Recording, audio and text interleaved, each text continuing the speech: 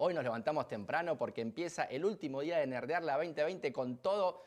Impresionante lo que se viene. Estamos saliendo en todos los canales, acá en todos los containers de este Nerdearla 2020. Estamos en los 3 containers, rojo, verde y azul, y además en el Q&A. Así que si cambian de canal, nos van a ver a nosotros.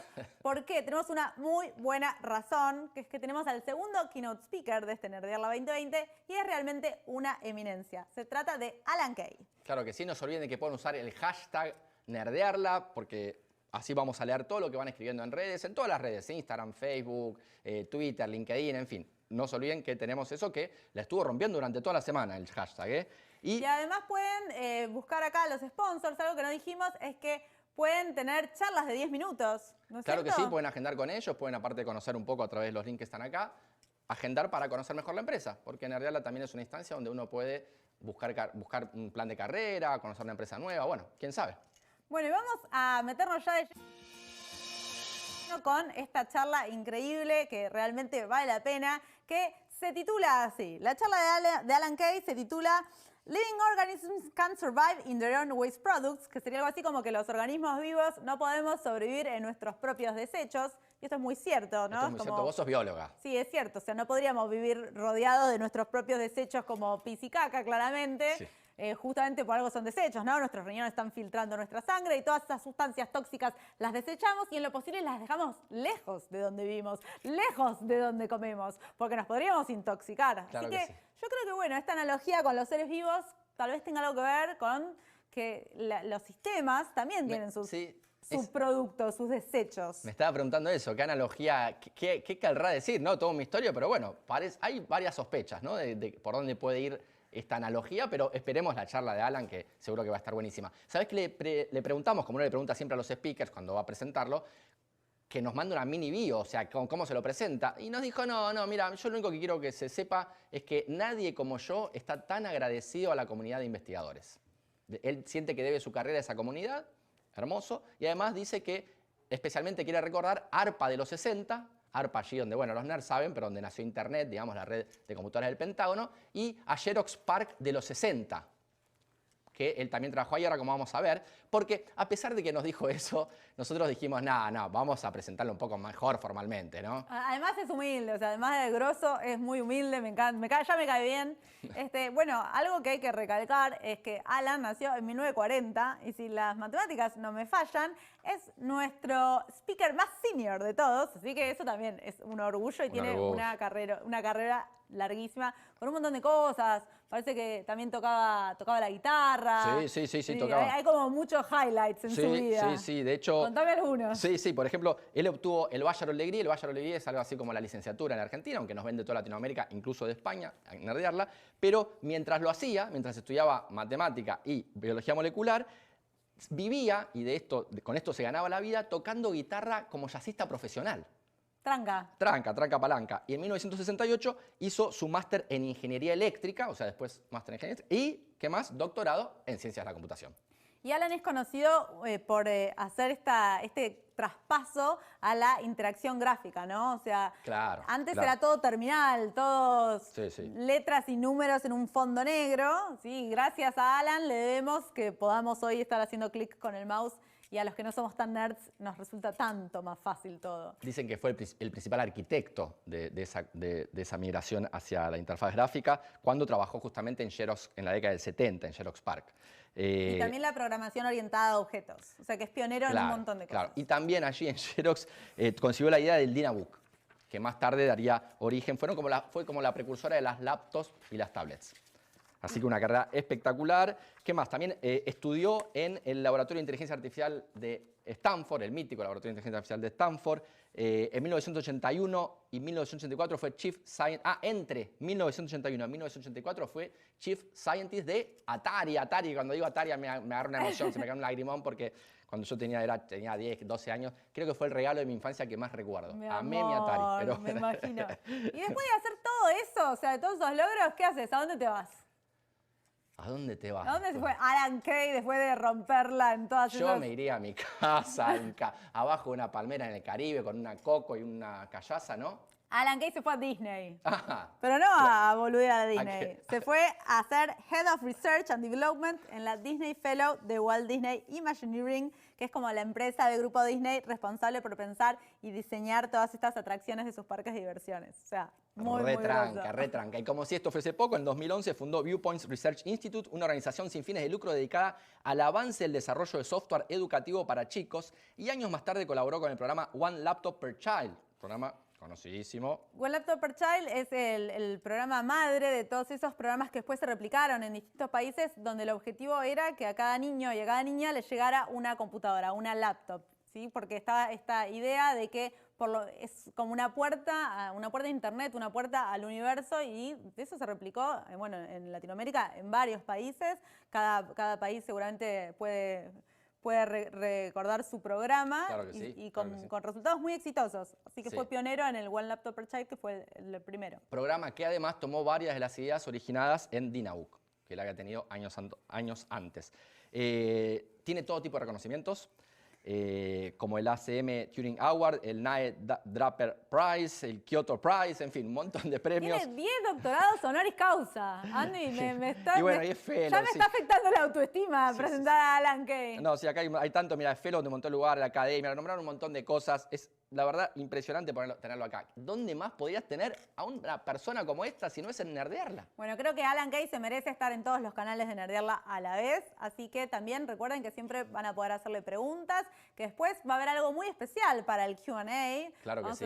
No vamos a adelantar nada, pero vamos a tener una persona muy especial leyéndole las preguntas, así que recuerden que pueden ir escribiendo, presten atención, no cambien de canal, o si cambian van a seguir viendo a Alan Kay. Así que bueno, ¿qué te parece, Andy, si ya le damos Sí, vayamos a verlo ya, démosle la la bienvenida. charla? Sí, sí, yo voy a aplaudirlo, voy a aplaudirlo. Dale, yo ¿Podemos también. aplaudirlo? ¡Alan Kay!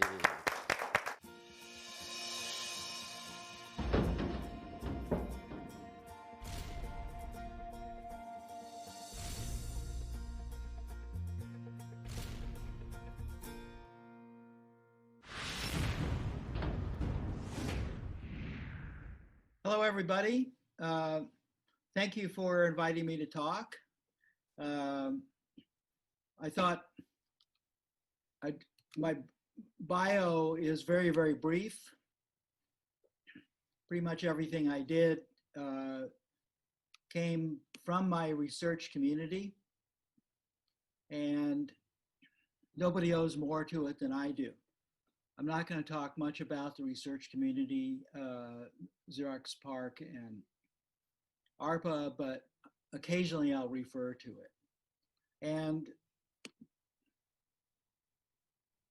the talk today really is in 3 short parts, because I would like to get to the question and answer session. I think that will be the most interesting for all of us.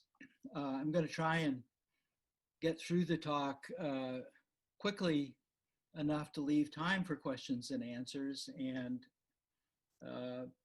maybe some of the things I say will help with the questions and answers. So 3 parts are about pollution in software, the kinds of poor thinking that humans do that gets us in trouble, especially in software and other parts of the world, how to find better problems to work on than the ones most of us pick, and then we'll get into the question and answer session.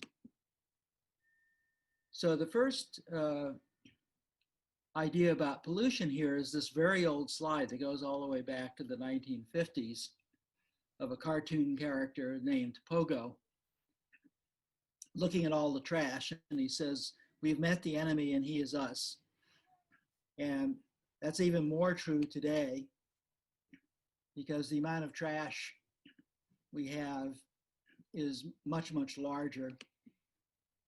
In fact, we can see that just one of the trash cycles in the middle of the Pacific is almost the size of the United States.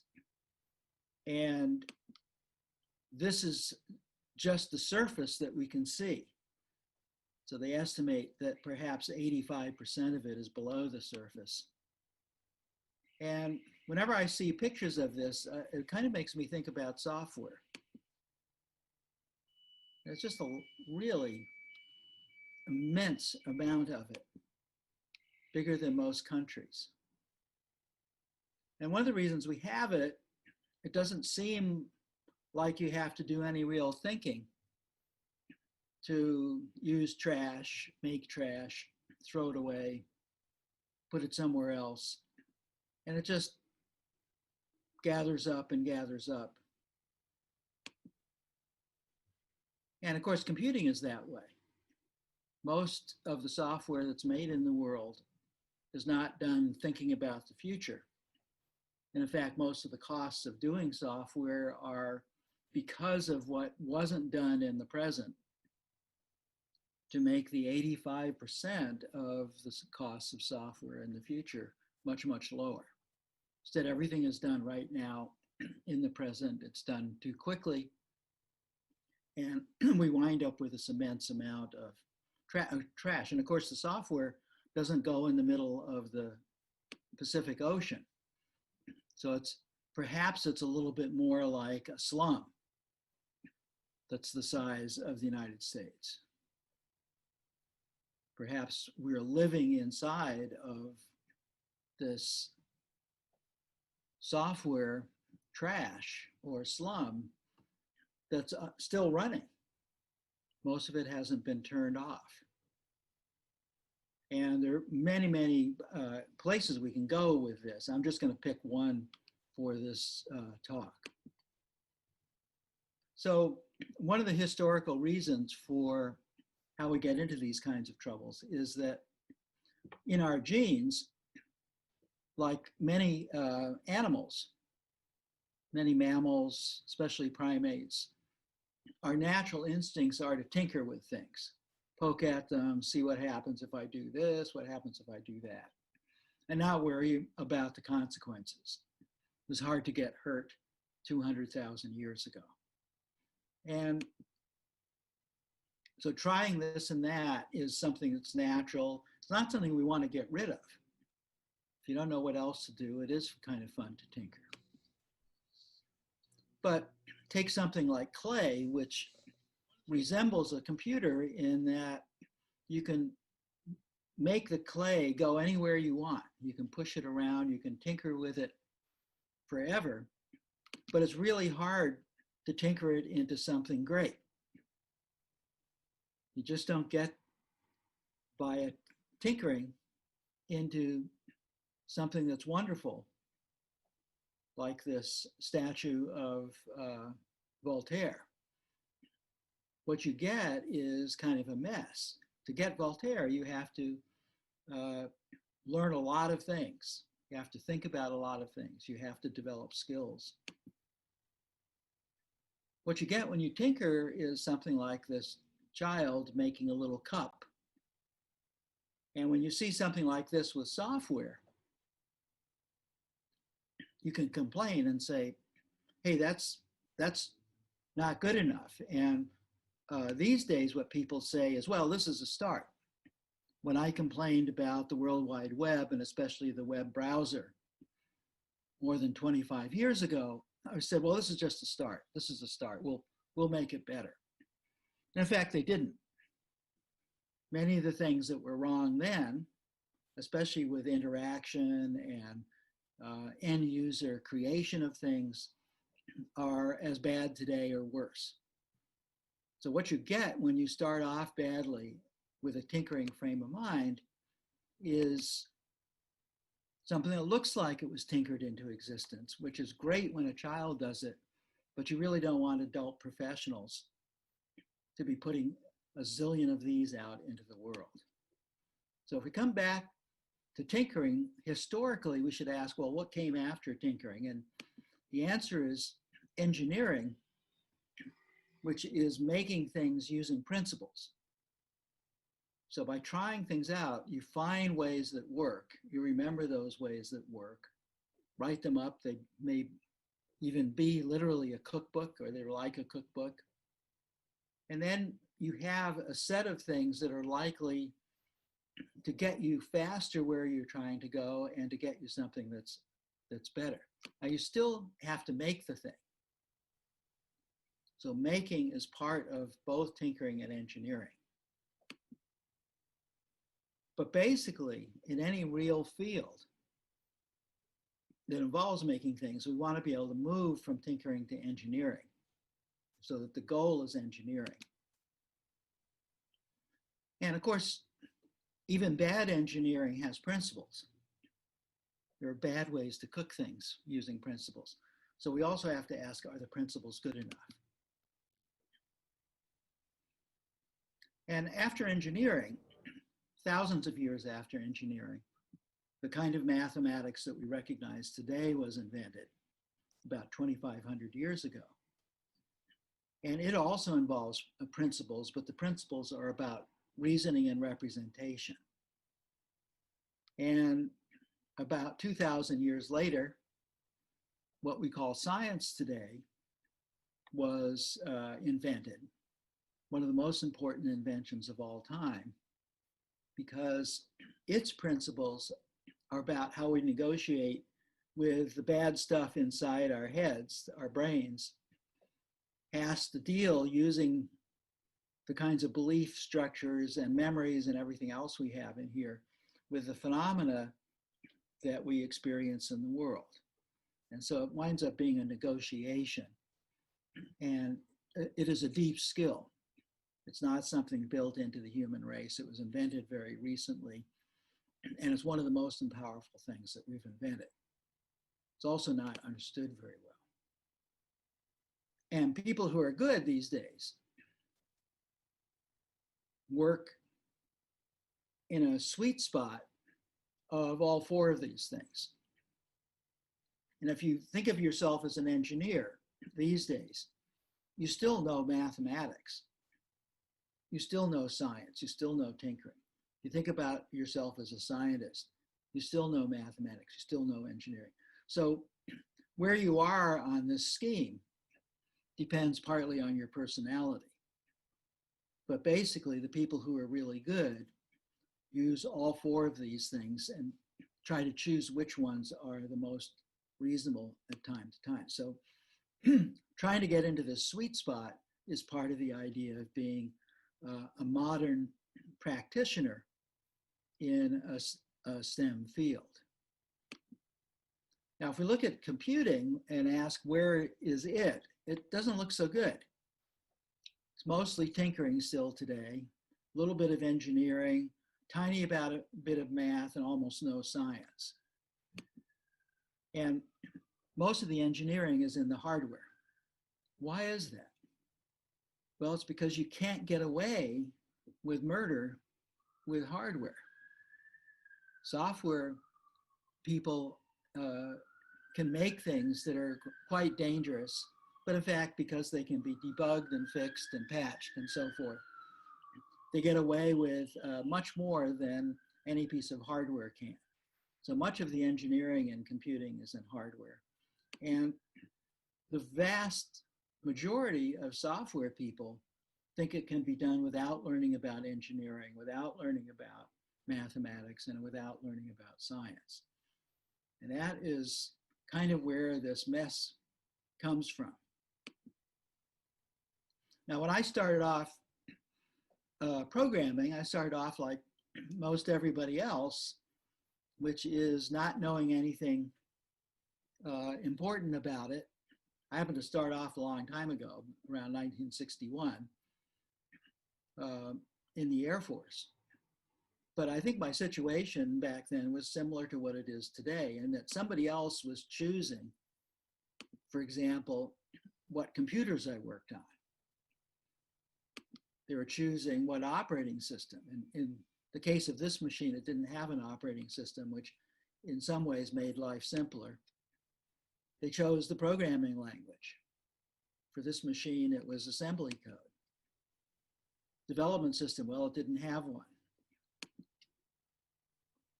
The design or lack of design was represented in flowcharts back then, done by other people. The legacy system were huge punch card systems. And the job for us coders were people who turned flowcharts into machine code. So we were essentially compilers of the higher level language of flowcharting. And nobody cared my opinions, and I also didn't know much. So that was a situation. Of course, after this, I went on to do slightly higher level programming on supercomputers, still mostly in machine code. Still with other people choosing the machines and the choices and so forth. So now it had happened that I'd gone to an engineering high school, and I had gotten an undergraduate degree in mathematics and another one in molecular biology. So I knew something about engineering, I knew something about mathematics, and I knew something about science, but it just wasn't in the computing part of things, which I used as a job to put myself through college. So I was a journeyman programmer. Then in 1966, I accidentally wound up in grad school. My theory was spend a year learning something about computing and avoid getting a real job and avoid going to grad school in math or biology. And by accident, I wound up in this advanced research projects agency research community that by 1966 had already invented quite a few things. They'd invented the first parallel computers, real-time computers with displays and pointing devices. They'd invented the first interactive graphics system of a modern kind, time sharing, artificial intelligence. There's already a first little personal computer, the tablet, the mouse, hypertext, and they were starting to talk about making a packet switching network, which was called the ARPANET. They hadn't done it yet. So that was the world that I found myself in, and it was full of people who were completely unlike the people that I'd worked with in the Air Force. The people in the ARPA community, they all had extensive training, and most of them PhDs in engineering of some kind, like electrical engineering or mathematics or science. And what they were trying to do was to take what they knew about these developed fields, these difficult fields that have been developed over many decades and hundreds of years, and to see what they could use from this experience in this new world of computing. And so pretty much everything I had learned as a journeyman programmer was worthless. The way I went about doing it was worthless. So I wound up having to learn everything again, but this time from this point of view of engineering, math, and science that this community had done. And this community not only made its own software, made its own programming languages, but it also made its own hardware whenever it needed it. So it was basically full spectrum computing. And in order to get any kind of degree there, you had to learn how to do this full spectrum computing of hardware and software. And there are some really famous people who will be known to you today. Perhaps the patron saint of programming, Don Knuth, was there, and his degree was in mathematics, and turned himself into what I think we'd all think of as a great programmer. I thought he is still hanging in there, doing well. And one of the things that he tried to get people to understand is this saying, premature optimization is the root of all evil. And this was a hard thing for him to say back then, because you could hardly get any computer back in the 60s to do anything without optimizing. They were just really slow. Like they were 1,000,000 times slower than your cell phone. and more than 1 million times smaller. But Don pointed out that most parts of most programs, it doesn't matter how fast they run. What you really want to do is get the program right, identify the places that run too slowly, and then find a way of optimizing those without disturbing the fact that you got the program running. And there are many other sages back then. Here's Bob Barton, my vote for the world's greatest computer designer of the Burroughs B5000. He was a mathematician also, and one of the things he liked to drum into our heads is that good ideas don't often scale. And of course, there are many other principles from back then. I could make a 3-day course out of just the principles that these people used in the early 60s. But for this talk, I thought I'd just stick with Don's idea that premature optimization is the root of all evil and ask, well, what is it that we should be thinking of then? Because we still want to do something. And if we can't optimize, what is it that we should do? Well, one thing we could do is try designing. That's a new thought to a lot of computer people. They just jump in and start writing code and think about, well, we'll design it later, but it doesn't work so well. On the other hand, you have to write something because it's really hard to design a whole system before trying things out. It's too complicated. But you start designing. If we are not going to optimize prematurely, we somehow have to separate meanings from optimizations. And this is something we could bring up in the question and answer thing of what are the different ways of doing this? What does it mean to separate a meaning from the optimization? For now, let's just think of it as a meaning is the simplest thing you can write, no matter how slow, that can be debugged and allows you to know that you have this meaning captured.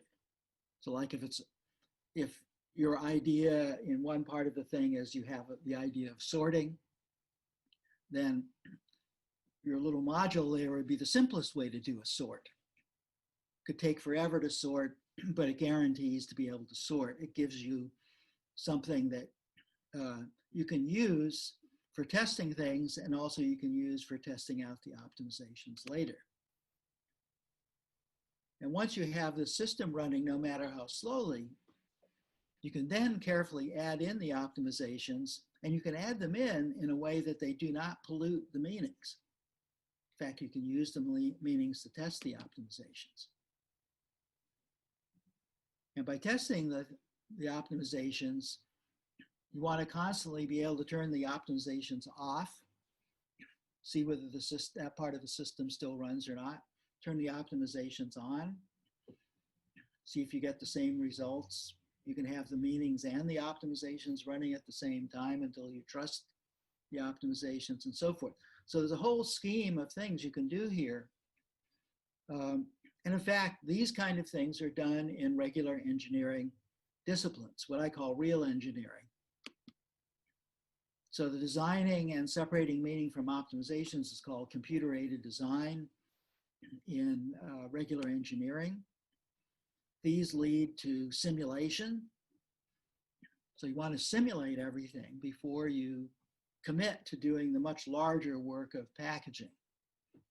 So you have to have a way of simulating. What does that mean? Well, we can talk about that. When you add the optimizations in, you better add them in through the CAD tool. And then let the simulator worry about how you test the optimizations against the meanings. Well, you have real-time requirements, and your program might be running too slowly, so you just find a supercomputer. This is what the ARPA community did. Maybe these days as you're purchasing supercomputer time online from Amazon or Google.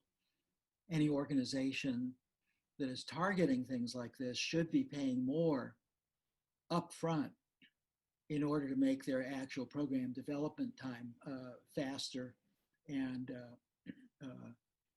with less errors. And finally, when you get everything going, what real engineering does is it starts thinking about fab.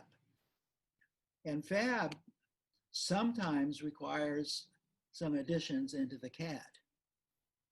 For instance, when you're making a bridge or a table where you have two beams connecting each other, you might have to put a gusset in there to help the connection. The connection itself might not be strong enough.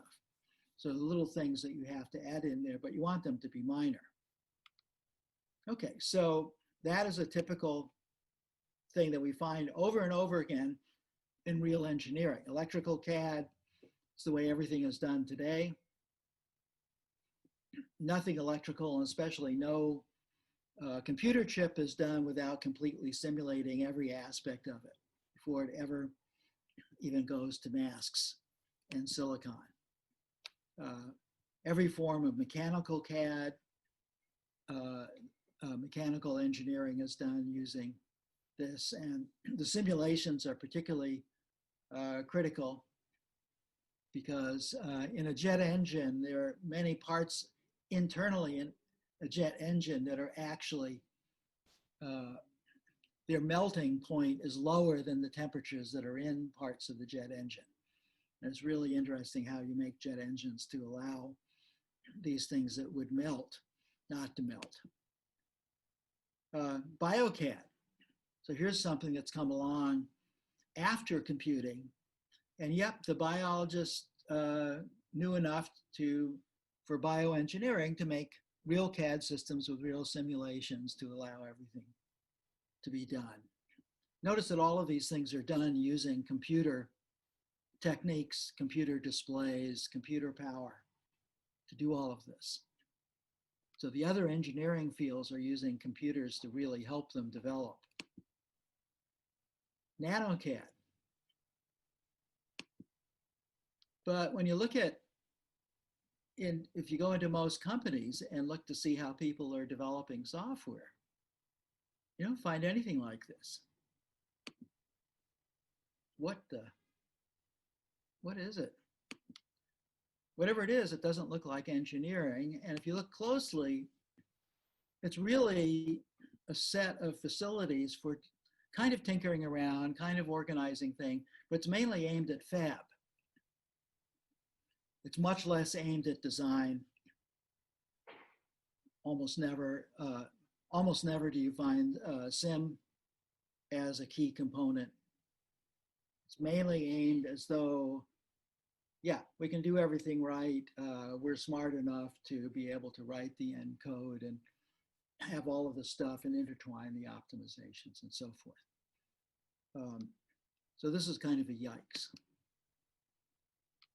Now, what if you don't have the CAD tools? Most people don't for software, partly because they don't exist, but even the great development systems, many people don't develop using them. Well, what if you don't have those? And what if you don't have a supercomputer? And the lesson from the past is you should still do these things. Every single one of them. You just have to put the optimizations in more carefully and a little bit earlier, but you still must do the meanings first. So this is a discipline. And in fact, the difference between tinkering and engineering and math and science is the three: math, engineering, and science. They're disciplines, and you have to be disciplined when you're actually using them. So why don't most computer people do this? Well, there are lots of reasons, but I'll just pick one. Part of it is because our brain really doesn't want to do all this work. That's why it's a discipline. So we're actually poor thinkers, and we have about 200 known ways that we think poorly. So I'm just going to pick one little part of this very complicated set of bad machinery we have between our ears. And I'm going to use as an analogy our thoughts or our context as being like a flat surface. It's colored pink here. And our thoughts can move around the surface like an ant crawling on a table. We can pick different directions. If we find an obstacle, we can figure out how to go around it. So notice everything that we're doing here is like what we call thinking, but every single thing is pink. And we don't know it's pink because we've never seen anything but pink. So this is a context that we think of as reality rather than something that we believe in or something that we've only been brought up in. Okay, so the other thing is when we're seeking goals, we tend to cling on to our goals very, very strongly. So if our goal is B, and we will often pick B because we're looking in that direction and there's a B in there, so let's try and get to it. We'll start working on it, but in fact, the problem space might not actually be flat. It just seems flat to the ant. So we start moving towards B and all of a sudden it starts getting really difficult. And then we slide into a ditch. Why are we having so much trouble? But we keep on fighting towards B, partly because in school, we've been told we must solve this problem. And again, these problems are usually given to us by other people. Why do we cling so strongly to these things? Well, let's go to Africa here for a second. And here's a hunter who wants to catch a baboon. Prendo y apago yo. Déjalo abierto. Sí. And the way he's going to catch this baboon is he digs a hole in this termite hill. There's the young baboon there watching him. He puts some seeds, nice tasty seeds in the hole here. Then he just backs off and the baboon is wondering what's going on here. And it's curious. Remember, baboons are primates like we are. Yeah, looking around, well, the guy's over there. Maybe I should take a look.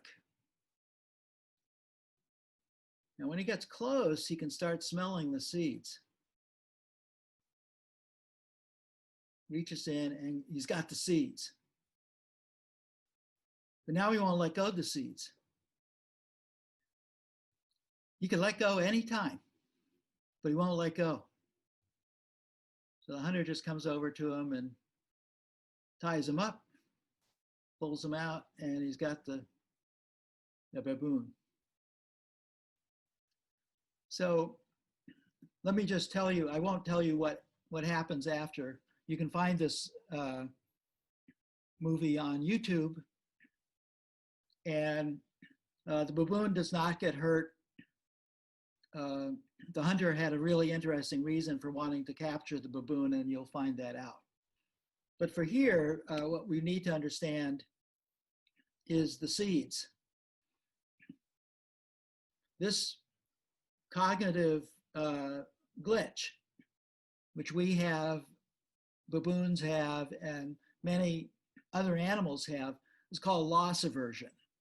Once we have something, we don't want to let it go. It becomes much more valuable to this baboon than his life, because the hunter might have wanted to kill him and eat his brains. Same thing with us. That goal becomes more valuable to us sometimes than our life, and often prevents us from actually solving problems that need to be solved. Well, if you knew more, like if you're actually an explorer, you know, well, when things get tough, maybe we should just explore around. Maybe we don't have to go up over this hill and then down in the valley and back up in the hill and stuff. Maybe there's a way around. And this seems like, well, we have to go away from the goal to do this. Yeah, you have to go away from the goal, and it's going to take you a longer distance to get to the goal. But in fact, it might take you less time and less effort to get to the goal. And in fact, by looking off to the side, boy, there might even be a superhighway. I've colored it blue because that's my color for science.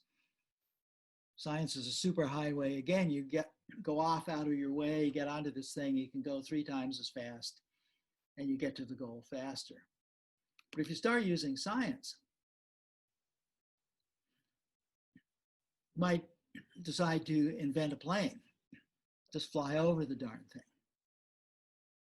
But once you start doing science, you've got this even bigger idea is, wow, there might be a non-pink world.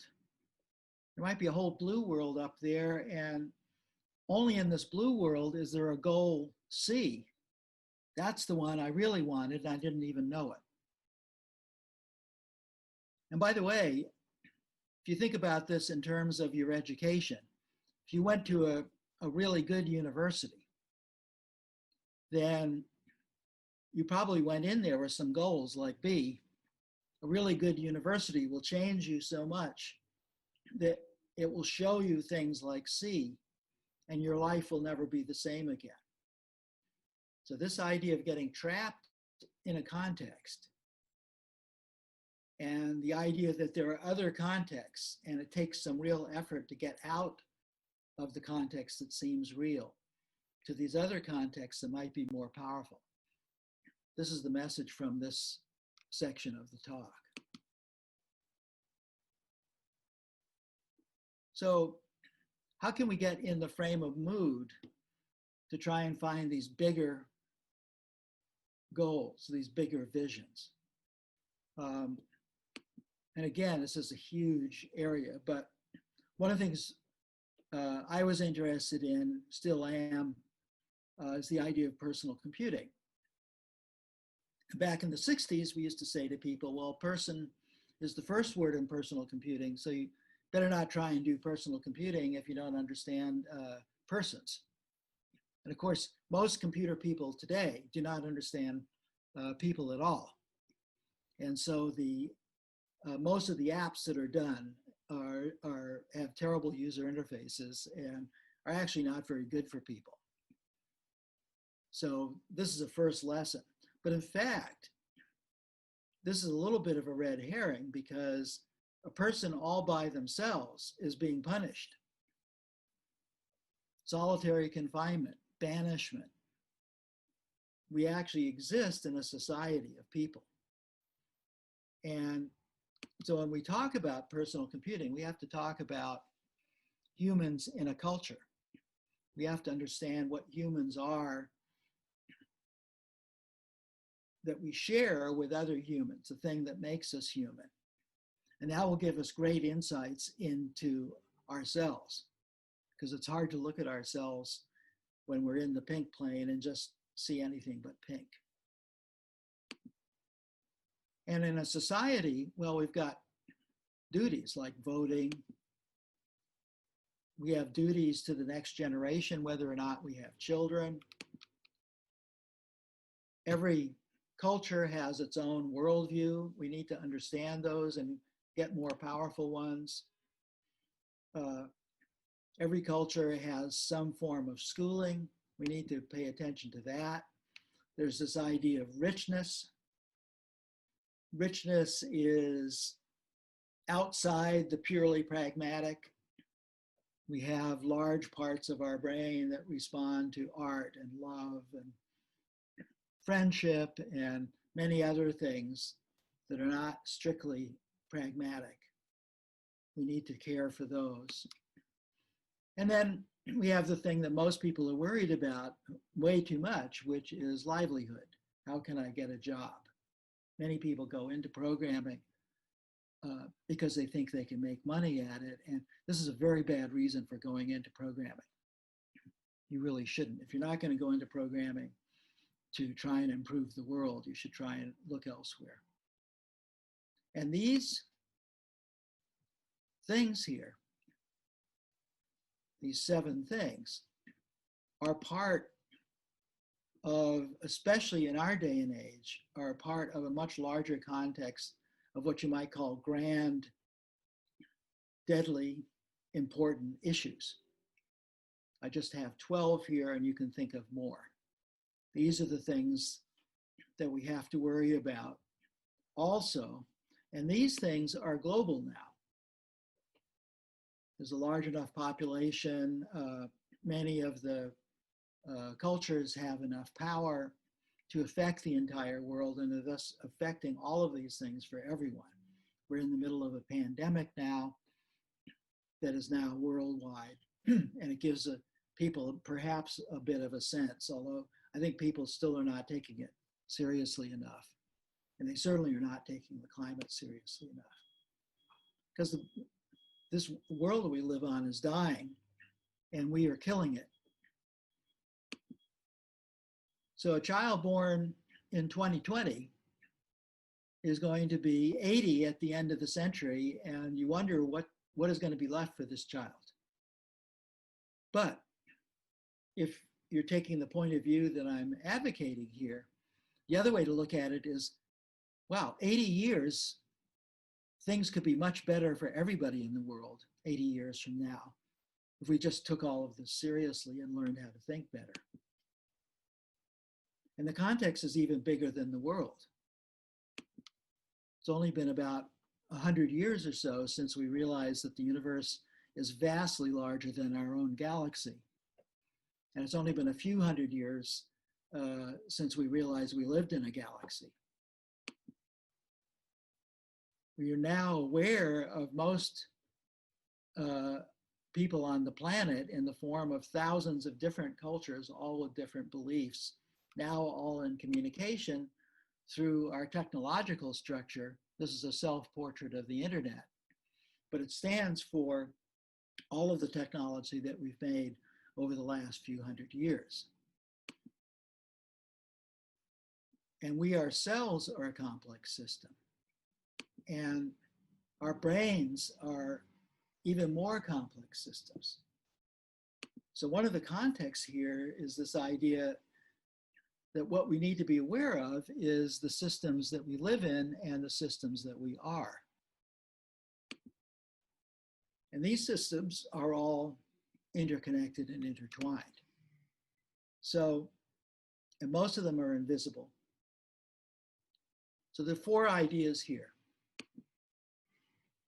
First, science is not just about finding out about how atoms work or how photons work or how stars work. Science, the larger idea of science, is the set of heuristics and inventions we've come up with to get around with what's bad about our brains. This is the way to think about it, and this is why everybody should learn science. Systems is one of the strongest ways we have to think about complexity. And almost nobody learns systems. It's not taught in classrooms, at least in the United States and over here in the UK.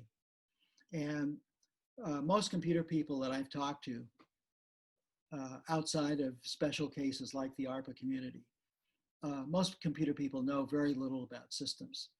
They think programming is creating an algorithm rather than designing a system and being part of a system.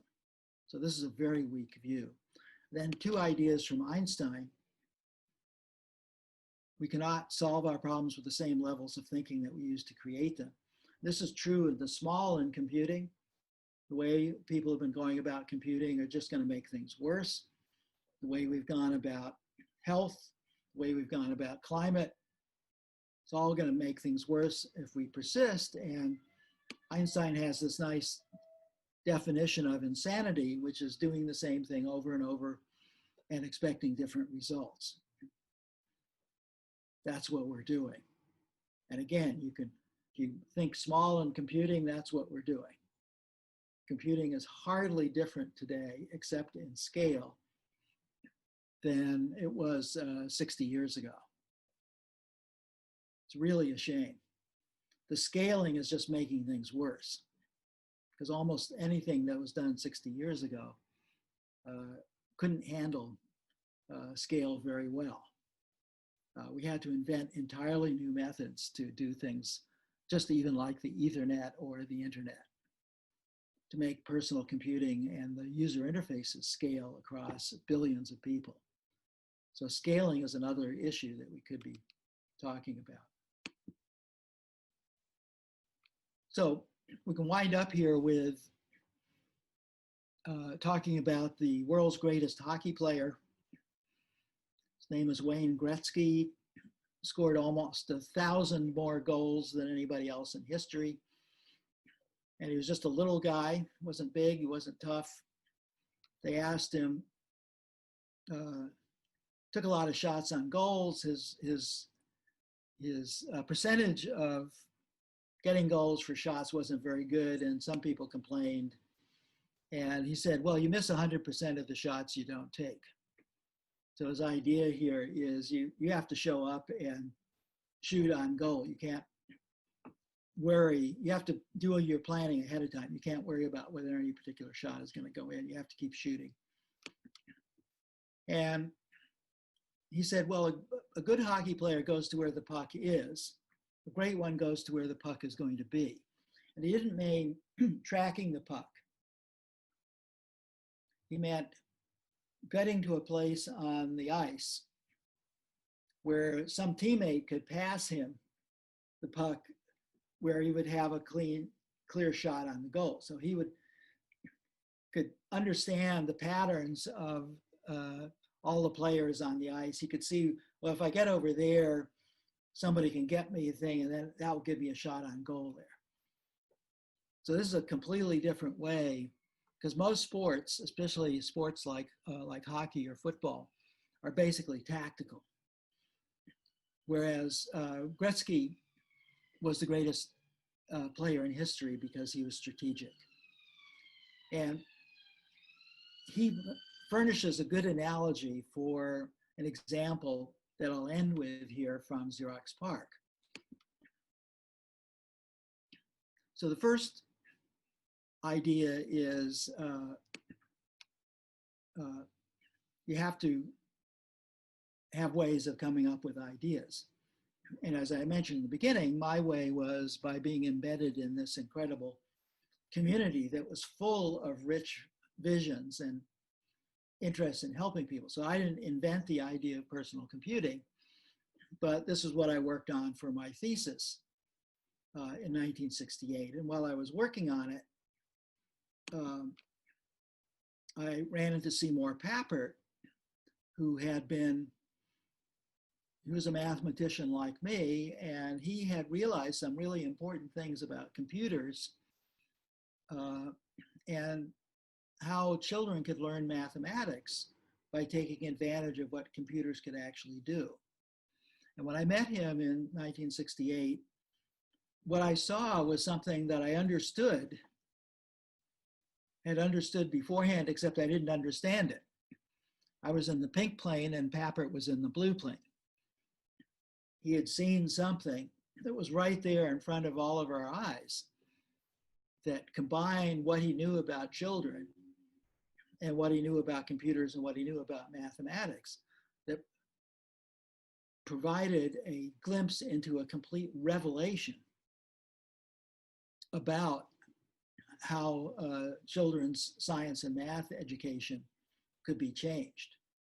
And that just completely blew my mind.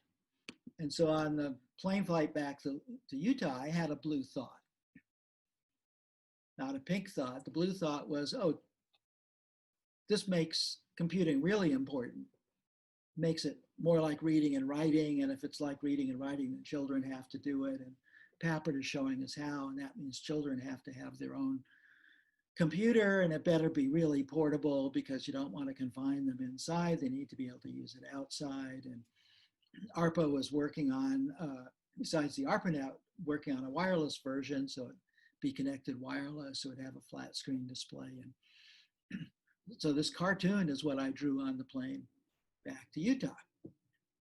And I started thinking about it. And because I was involved in this community, the thought process went kind of like this. Well, you have this idea, seems good, might be bad, but one of the things you should look around to see if are any exponentials that are going to help in the future. It's not possible now. So you can take the idea out 30 years, like to 1998 or 2000, and ask, what does this idea look like 30 some odd years from now? And the answer is, oh yeah, absolutely going to happen. Moore's law will guarantee that we'll be able to do this. But we don't know how people will use it. We don't know what the user interface will be like. So then the critical part is bringing it back 10 to 15 years. Bring it back to about 10 to 15 years out. In this case, it was like 1985, 1986. Because when you can get something within 10 to 15 years, you can bridge the computing gap by just paying money. And you can build the function of a computer 10 to 15 years from now. You can build it now. It's going to cost 10, 20 times as much. It's going to be 10 or 20 times too large. But you can build it, and you can build a bunch of them. So that's what we did. We built a little supercomputer for everybody at Park. In fact, we built about 2,000 of them. And this allowed us to have a window to invent the software, not just the operating system, not just the user interface, but a whole bunch of the software that would be usable in 10 years or so from then. And this computer is about 50 times as fast as what you could get from time sharing, interactive time sharing. And allowed us to do two things. There's a whole bunch of stuff that we didn't have to optimize. We could just program the meanings of user interface ideas, hundreds of them, and do a dozen experiments a day, which is what we did to invent the Park GUI that everybody uses today. The other thing we could do is by optimizing both of these in the way that I mentioned, that allowed us to do the applications of the future in 1973, 1974. This is Microsoft Word as it existed in 1974 at Xerox PARC, more than 10 years before it appeared commercially. But it was quite possible to do because this machine was actually more powerful than a Mac or an IBM PC of 1984, 85 or so, right? So the simplest way to think about making progress here is always find ways of computing in the future. And even if you don't have a supercomputer, there are ways you can compute in the future because you can make a future kind of architecture just using software alone that is going to get you much further along. Okay, made it to the question and answer. And with that, I'll turn it back to my friends for the next phase of this talk. Thank you very much.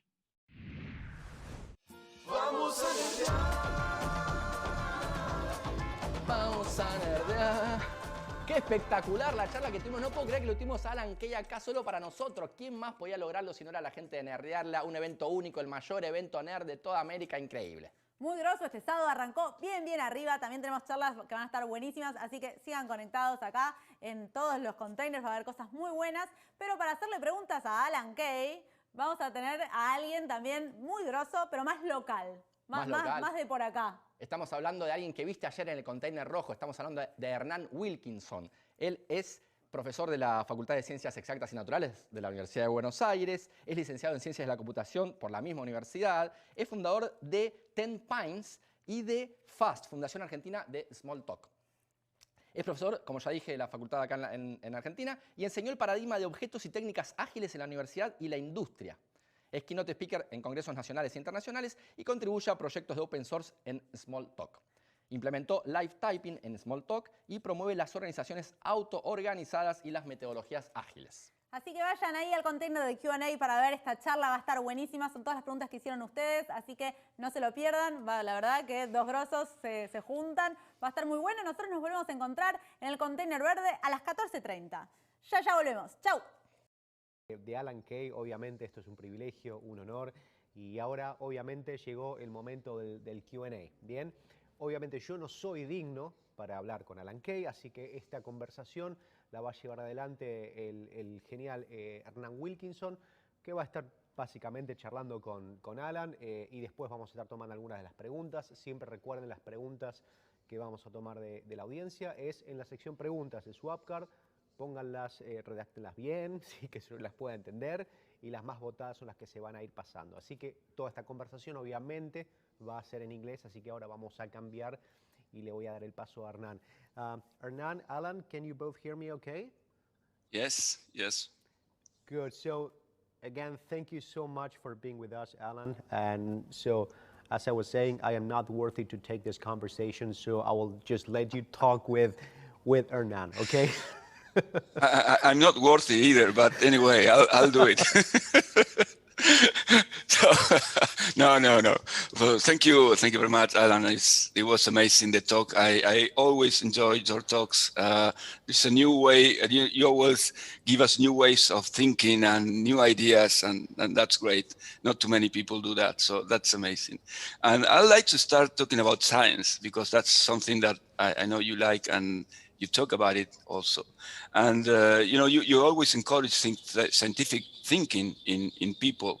And I remember an example that you gave in the Squeakers DVD like 20 years ago to Quincy Jones, where you told us that science can broaden our vision, and in that way we can see beforehand things that is going to happen a long time from now, like for example AIDS and so on. But in your talk, you also mentioned that we don't understand science very well. So my question is, why is that? Why is it so difficult for us to understand science and to think scientifically? And how can we change that? Well, I think if we look historically, and if we think about science as what we think of as modern science, it started really 400 or maybe 450 years ago. Now, the Greeks had scientists, but they didn't have science, because science is not just individual scientists, but it's also a community that helps debug fondly held notions that people as human beings have. Right? So scientists are humans as well, and so they like their own theories. And one of the hallmarks of the existence of science is debugging of ideas, and even ideas that seem to be backed up by experimental evidence. The idea is it's not just about what one person thinks is going on or tries to demonstrate is going on. And if you go back historically, we can trace back humanity at least several 100,000 years. We know that the female line of humanity goes back 200,000 years. And so anybody, I think, should ask the question, well, how could it possibly have taken us 200,000 years to invent science? What was so unobvious about it? And part of the answer is our social cultures relied on storytelling. So regular language convolved with storytelling and using stories as a way of remembering things and explaining things. And a story is like math. It can be consistent, but it doesn't have to have anything at all to do with the real world. And the other part of it is, if you look at optical illusions, the thing that anybody who experiences an optical illusion has to realize is, oh, I'm not seeing what's out there at all. I just think I'm seeing what's out there, but actually what I'm seeing is something manifested inside my own head. And that's why I'm seeing some sort of parallel. The simplest one is just measuring, holding up your thumbs. And I can see in the video that the closer one is about half the size. But in fact, what I'm experiencing is the closer one is about 80% of the size, because our brain knows they're the same size. And so I'm seeing something about a third of a second late that is a manifestation of a combination of my beliefs and understanding with some input from the outside world, putting together into a kind of a story, which is presented back to me as reality. And of course, right now we have a perfect example for the world to see in the American president that we have, who basically, like all humans, but his in a very public way, is projecting his beliefs out onto the world and taking that as his reality. And that's basically what humanity is all about. And you see it in computing all the time. Also, if you just look at the comment section in any Slashdot or Stack Overflow or any of this stuff, you see people constantly projecting their own beliefs and desires as reality. So it also happens that this is the 400th anniversary of one of the major starting places for science. So in 1620, a guy in England here by the name of Francis Bacon wrote a book called The New Organization of Knowledge, Novum Organum Scientia. Science actually meant knowledge and the gathering of knowledge. It didn't mean back then what we mean it today. And in this book, he points out that humans are terrible thinkers in many, many ways. And he picks his four favorite ones are: we're terrible because of our genetics. In other words, our brains weren't made to think, they were made to do something else. Our cultures weren't made to think, they were made to survive.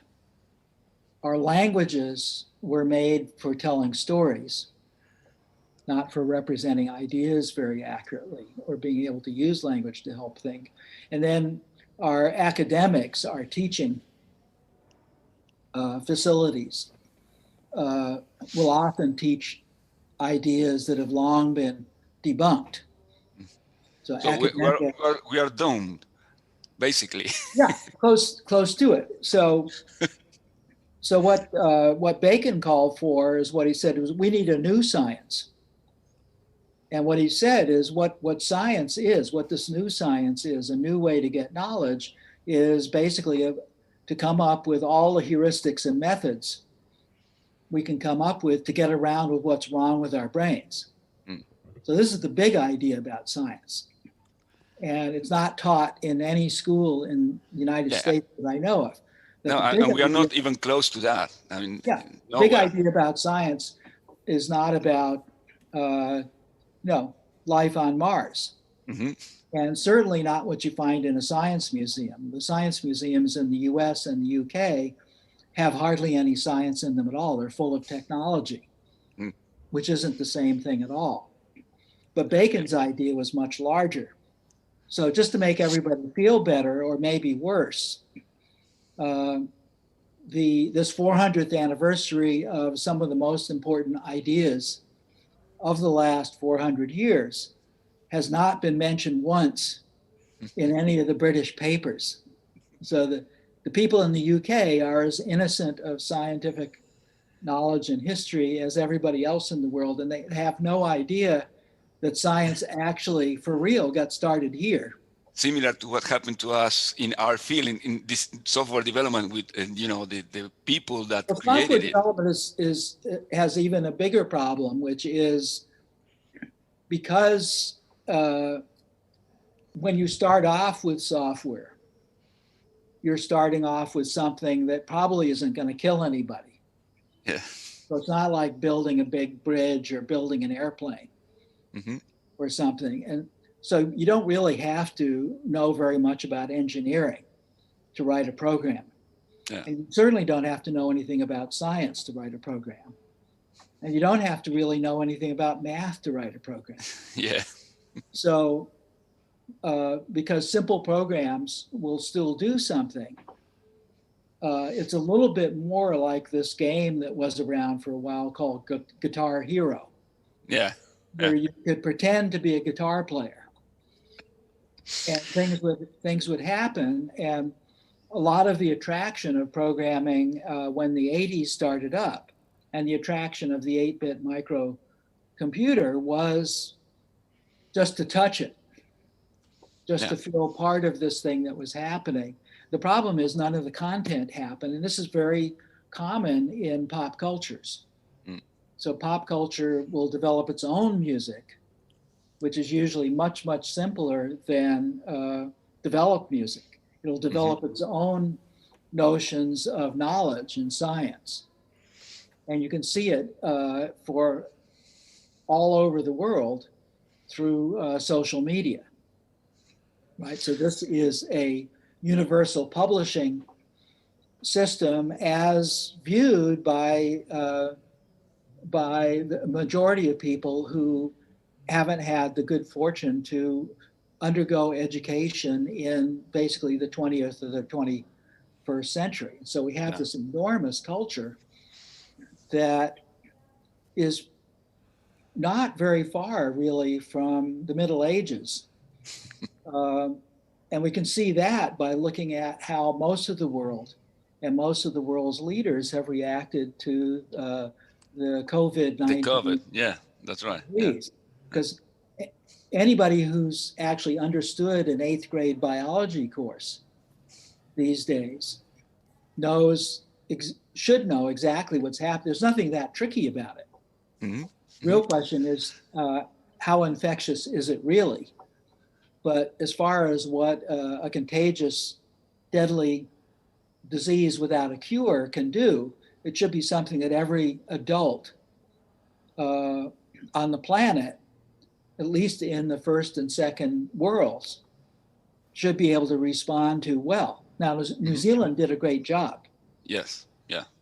They had the right kind of leader. The leader was able to get business people and the politicians of both parties together and get everybody to agree to this. How she did that, I'm not sure. But she did do it, and the results are there. So if you prorate New Zealand's 25 deaths with a population of 4 million, you can see that almost every other country in the world has been needlessly killing off tens of thousands to hundreds of thousands of people unnecessarily, just because hardly anybody is educated enough in something that you learn in 7th or 8th grade biology. So because business was more important than life, basically. Well, I don't think they think of it that way. You don't? No. They just don't see it. I think if you held a gun to the head of a businessman and said, would you rather live or would you rather stay in business? I think they choose life most of the time. Yeah, most of the time. Yeah, most of the time. There was a famous joke which is told better in the U.S. Okay. Which I won't tell here, but it was quite funny about that. So no, I think the big problem is the lack of imagination. So if you think about what can our brain imagine readily? Well, we can readily imagine gods and demons. Yeah. We've never seen them. But these are things that are part of our subconscious. And we have experienced them in dreams. So we can imagine things like that much more readily than we can anything that is related to science or to think scientifically. Yeah, if it's really small, if it's really fast, if it's really new. And this is where Bacon comes in, because what Bacon said is, okay, or let me just sum it up in a sentence here so we can get on to the next question is, so, the term artificial intelligence is used widely and very loosely these days. But if you think about it, what is artificial intelligence? Well, it's artifice. It means making something. You have a mechanism. So somehow you're trying to make some sort of process that is going to act intelligent And let's say we're not impressed with any such process unless it's more intelligent than a human. Mm-hmm. And so if we look for something on the planet that is an artificial process that's more intelligent than any human, there's only one, and that's science itself. Mm. Science is a better scientist than any scientist.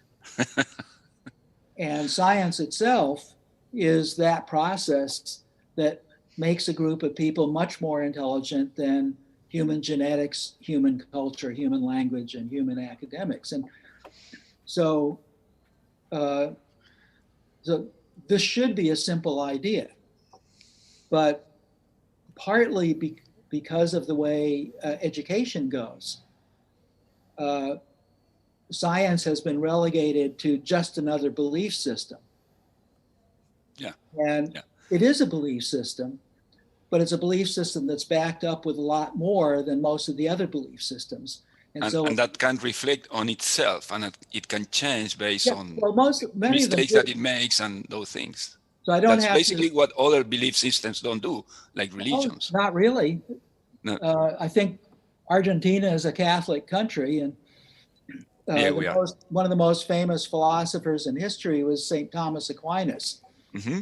And reflecting on Christianity from the standpoint of Greek philosophy was exactly what he did do. Mm-hmm. So you don't want to use that thing. The thing that's interesting about science is the particular methods it uses to try and deal with the noisiness of our human brains. It's basically an error detecting and correcting system if you learn how to do it, and it's basically a skill. So it's not something, and some people, it's like in music, some people have a little more talent than others. But in developed music, talent won't do it. You have to practice and develop the skills. And the same thing is true for thinking. And thinking is, in the large, is primarily the province of what science is about. Mm-hmm. So in computing, you can hardly see this recently meaning the last 30 or 40 years.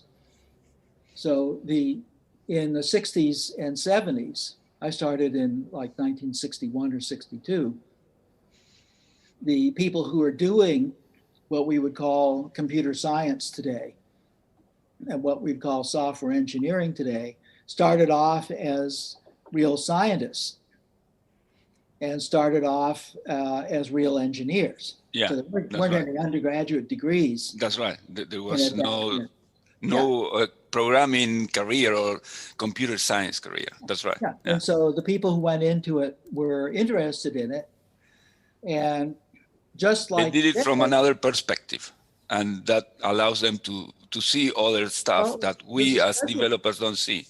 It was a special thing because don't forget there was still IBM. Yeah. Back there, and I learned to program in the military, in the Air Force, and the programming there was just as uninspired as it is today. Yeah. What was special was that the research community that I just luckily stumbled into in the mid-60s had started thinking about what the computer actually meant.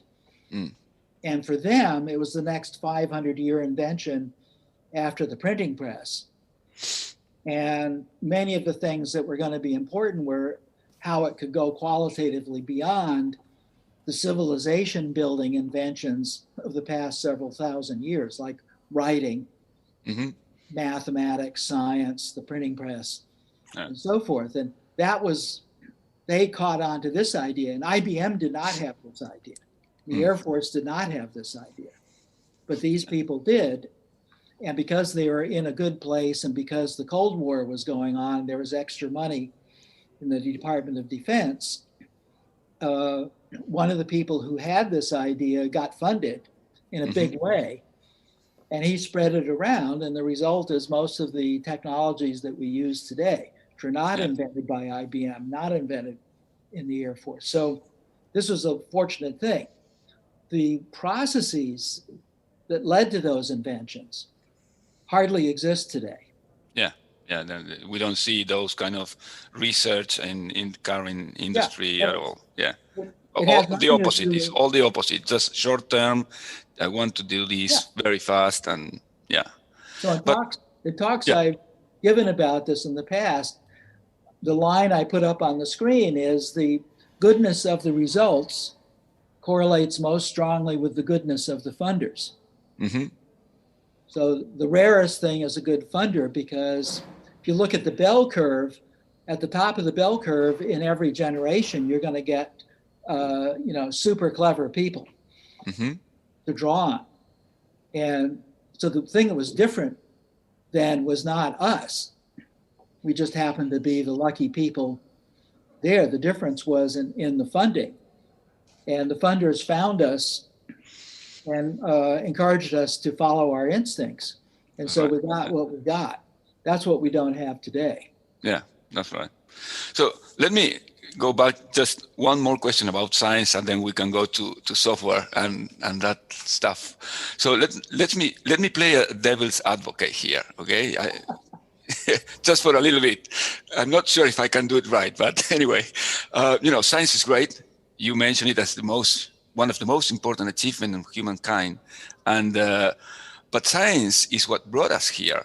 I mean, not science. We humans using science as a tool is what brought us to the situation where we are right now, with waste everywhere, with the climate change, and the burning woods and those kind of things. Because science in some way allow us to think better how to build stuff or do stuff, but in the other way, it's like we are not ready to use that powerful tool. Well, I think so. Scientific thinking can help with the consequences of things, but the actual historical fact is that business, technology, and the Industrial Revolution got us to the problem we are. What science did was to make engineering immense, and the Industrial Revolution that was starting was to add onto this immensely powerful ways. It transformed engineering from something that was essentially cookbooking, making cookbooks of things that worked, doing things by principles, to being able to actually derive physical results and estimations and new kinds of materials and so forth. So science is a culprit in the sense that it opened up the possibilities and the power ratio for what people can do. But basically, when I look at history, what I see is, and when I look at it today, what I see is people just trying to get ahead in various ways. And for instance, in America, I don't think most heads of businesses are really all that aware that they're part of a country, particularly the multinational ones. And certainly, if we go back 200,000 years again, we have to look at something that we can find in all mammals that we have also, which is trade-offs between two powerful forces that are very different. One is cooperation and one is competition. And so the more powerful one, unfortunately, is competition. In the end, it takes a very, very special person not to try and save themselves. Even though we know cooperation is better than competition. It is, and not only that, the reason there are social species, of which we are one of them, is because cooperation, even if you're in a wolf pack, allows the pack to survive more readily. That's and right. If you're in a baboon troop, it allows the baboon troop. So cooperation evolved as all the other traits evolved. Yeah. Underneath that, though, is competition. And so, sociologically, people feel deprived if they are put into solitary confinement or banished. But as soon as they get back into society, they start competing. Right? Yeah. Yeah. And it radiates out from them to their, there's a saying in some of the Arab countries that me against my brother and I against our family against our neighbors, our neighbors against. So these tribal identity things radiate outwards. And there have been many science fiction stories written about how to unite the human race. Will just attack the world with aliens. And all of a sudden, then the humanity can see itself as a bigger tribe. That's right. And they get together and fight the aliens because of that. Yeah. So this is thinking of completely immature beings who have no real sense of what's going on. The big deal in business is, at least in America, is most of the CEOs I know are not really aware that the reason they're making money at all is because they exist within a cooperative structure that was set up 250 years ago. The wealth that they are tapping into is there because of the cooperative structure, and then they're competing underneath it. So again, just to finish this off, to go back 200,000 years ago, if you ask, well, if we go back before there's hardly any culture, there's probably never a time, because primates have cultures. Oh, so before that, even before primates. But if you go back, when we primates. have humans and we have almost no culture, there's almost no language. Yeah. But we ask, well, how did things manage to survive back then?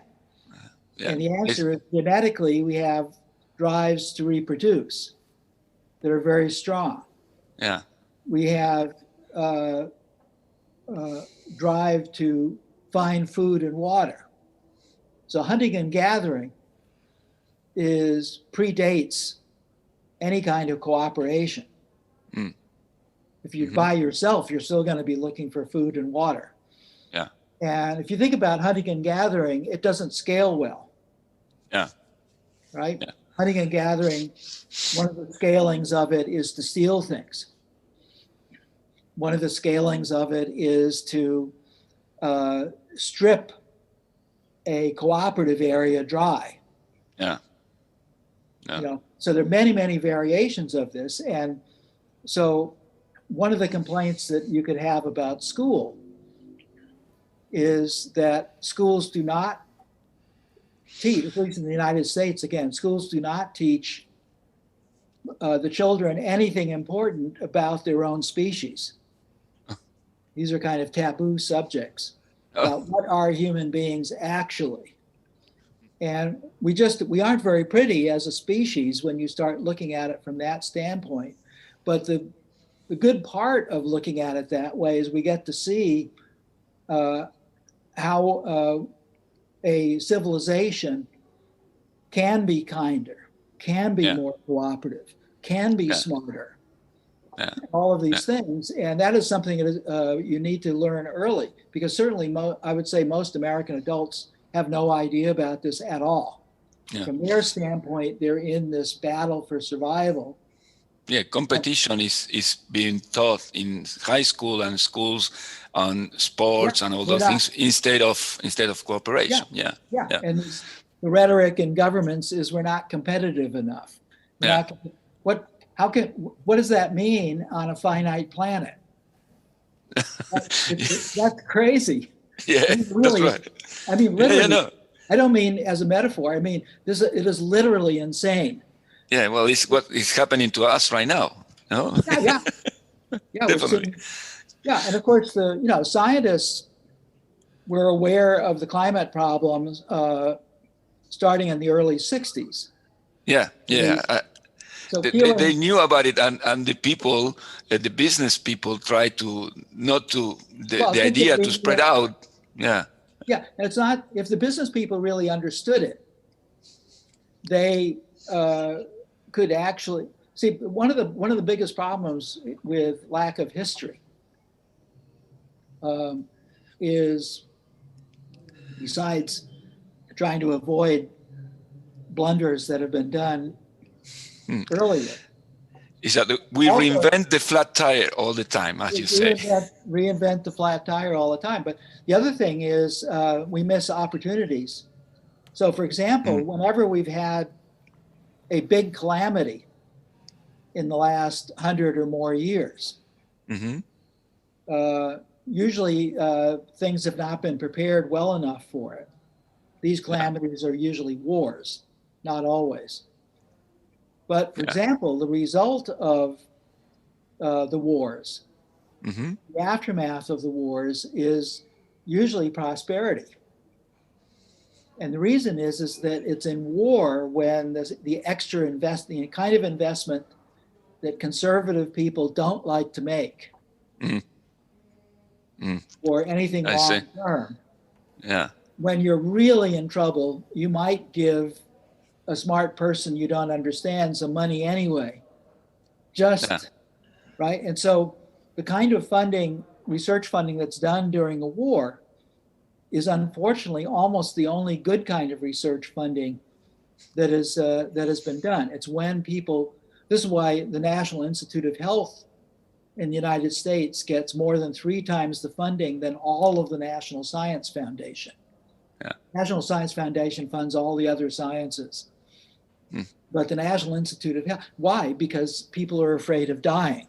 And so they're much, politically, they can imagine their own death, they're afraid of it. Yeah. And there is a goal that unites them to do that funding. Yeah. In that case. The real problem with all of this, the problems in recreating ARPA and Xerox PARC in recent times have been that the mostly billionaires that have tried it, they want to direct the research. Yeah. And I've told any number of them, I said, well, you shouldn't be doing this, because if you look at why ARPA and Xerox PARC succeeded, the people who directed the research were the people who are going to do the research. The people who chose the problems were these top researchers. That's right. And with all due respect, sir, you spent the last 20 years becoming a billionaire. Not a researcher. And so the chances that you can pick a good research problem are essentially zero. You just want to be a wannabe. You want to be part of this, and you're not satisfied with your billion. You want to do this too, but you're incompetent to do it. So in government, it's slightly different, where the people who are responsible think they need to be in control because, they are responsible. Yeah, that's right. But the thing that made ARPA and PARC different was that the people who are responsible knew they couldn't be in control. Yeah. Licklider and Bob Taylor, they allow you to do whatever you want. Responsible for trying to get a culture going, trying to find talent. Yeah. But they weren't responsible. So Taylor never suggested a single research project at PARC. And Licklider stayed with his vision. And people asked, well, how are you going to do the vision? He said, well, I don't know, but I'm going to fund people who think they do know. Yeah. And we'll take 30 or 40%. This is more like playing baseball. Yeah. So it's hard to get. And it is interesting because Bob Taylor was a psychologist, wasn't he? And so was Licklider. And Licklider, that's right. So they knew how to get people together and do stuff. Yeah, I think there was some of that. Both of them happened to be experimental psychologists. Okay. They were not clinical. Yeah. And they were 2 completely different personalities. Lick was just a very nice guy. And he was special, though. He was one of the inventors of cognitive psychology. So he's special, but his personality was also special. Taylor was a much more aggressive Okay. character. He adored Licklider. Okay. And when he was part of the ARPA thing, he put a lot of effort into understanding exactly why what Licklider did was working so well. And when he became head of the computing research at Park, he put those principles into action. So he was not acting by instinct. He knew how to do it. He would basically, he said, this is what Licklider did by instinct. We can do this by method. We'll just do it this way. And Park was a concentration of both talent and method. Yeah, and it was amazing, wasn't it? Well, I mean, everything that you've done there. Yeah. Well, I think the most amazing thing was the bulk of the work that's known today was done by 25 or 30 people. Yeah. And every part of it. And so the concentration of abilities there was large, and the concentration of method. The Taylor's application of what he thought was a good way to do this thing was more powerful than the more ad hoc ARPA management way that he'd learned from. Yeah. So when people ask me questions, I said, well, don't look at us. Look at the four funders at ARPA were Licklider, Ivan Sutherland, Bob Taylor, and Larry Roberts, and then Taylor came and did Park. And so if you want to thank somebody, thank them. And when we've gotten medals in the past, my line is that, well, a medal 40 years after the fact is okay, but if you want a real reward, think of the reward for being able to do this work. Back then, to actually do it. That's the big deal. And then as much of a reward is the fact that the funders were giving us gold medals, and a lot more gold than was in the gold medals. They were giving it to us before the fact, knowing that most of it was going to turn into lead.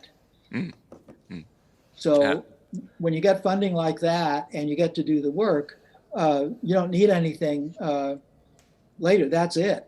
That's it. Yeah, you're in the right place, in the right environment, and then you create. It was great, and we knew it was great back then, and our appreciation for it went up by about a factor of 1,000 after it ended. Yeah. Right, because I was in it. I had been out of the regular culture because I was in it in grad school and then for 10 years at Xerox PARC. And so I've been completely isolated from the outside computing culture for 15 or 16 years. And I was quite shocked. When you get out of there. About everything. I can imagine. Yeah, I can imagine. So let's go to that subject now, to software, if you don't mind. Sure. Because I know that you can talk for an hour by yourself, but I need to do some questions, That's the problem. You should interrupt me. By the way, I don't mind being interrupted because I know I talk too much. Okay. Yeah, but I'm not sure when to interrupt, when to know. But anyway, so let's talk about software and basically software design. For a long time, software design has been thought as drawing on paper, and to design was to draw basically what you thought the organization of the system should be while you were running the system in your head. So you were imagining the system and then making some draws, and that was design for a long time. That was the classic idea. As you mentioned, for example, with the flowcharts in the Air Force, that was maybe thought as design. But, we know that doesn't work. At least what, the history has tell us that it doesn't work. So what is for you software design? Because you talk about it in your talk, you talk about CAD and those kind of things. Yeah. So what activities should be done in software design? How Well, can you tell us about it? I think the first thing is. I'm sorry to interrupt you to finish the question, because you also talk about meaning, creation of meaning. Yeah. And how do you relate that to design? I think that the key point is there. So yeah, let's talk about it.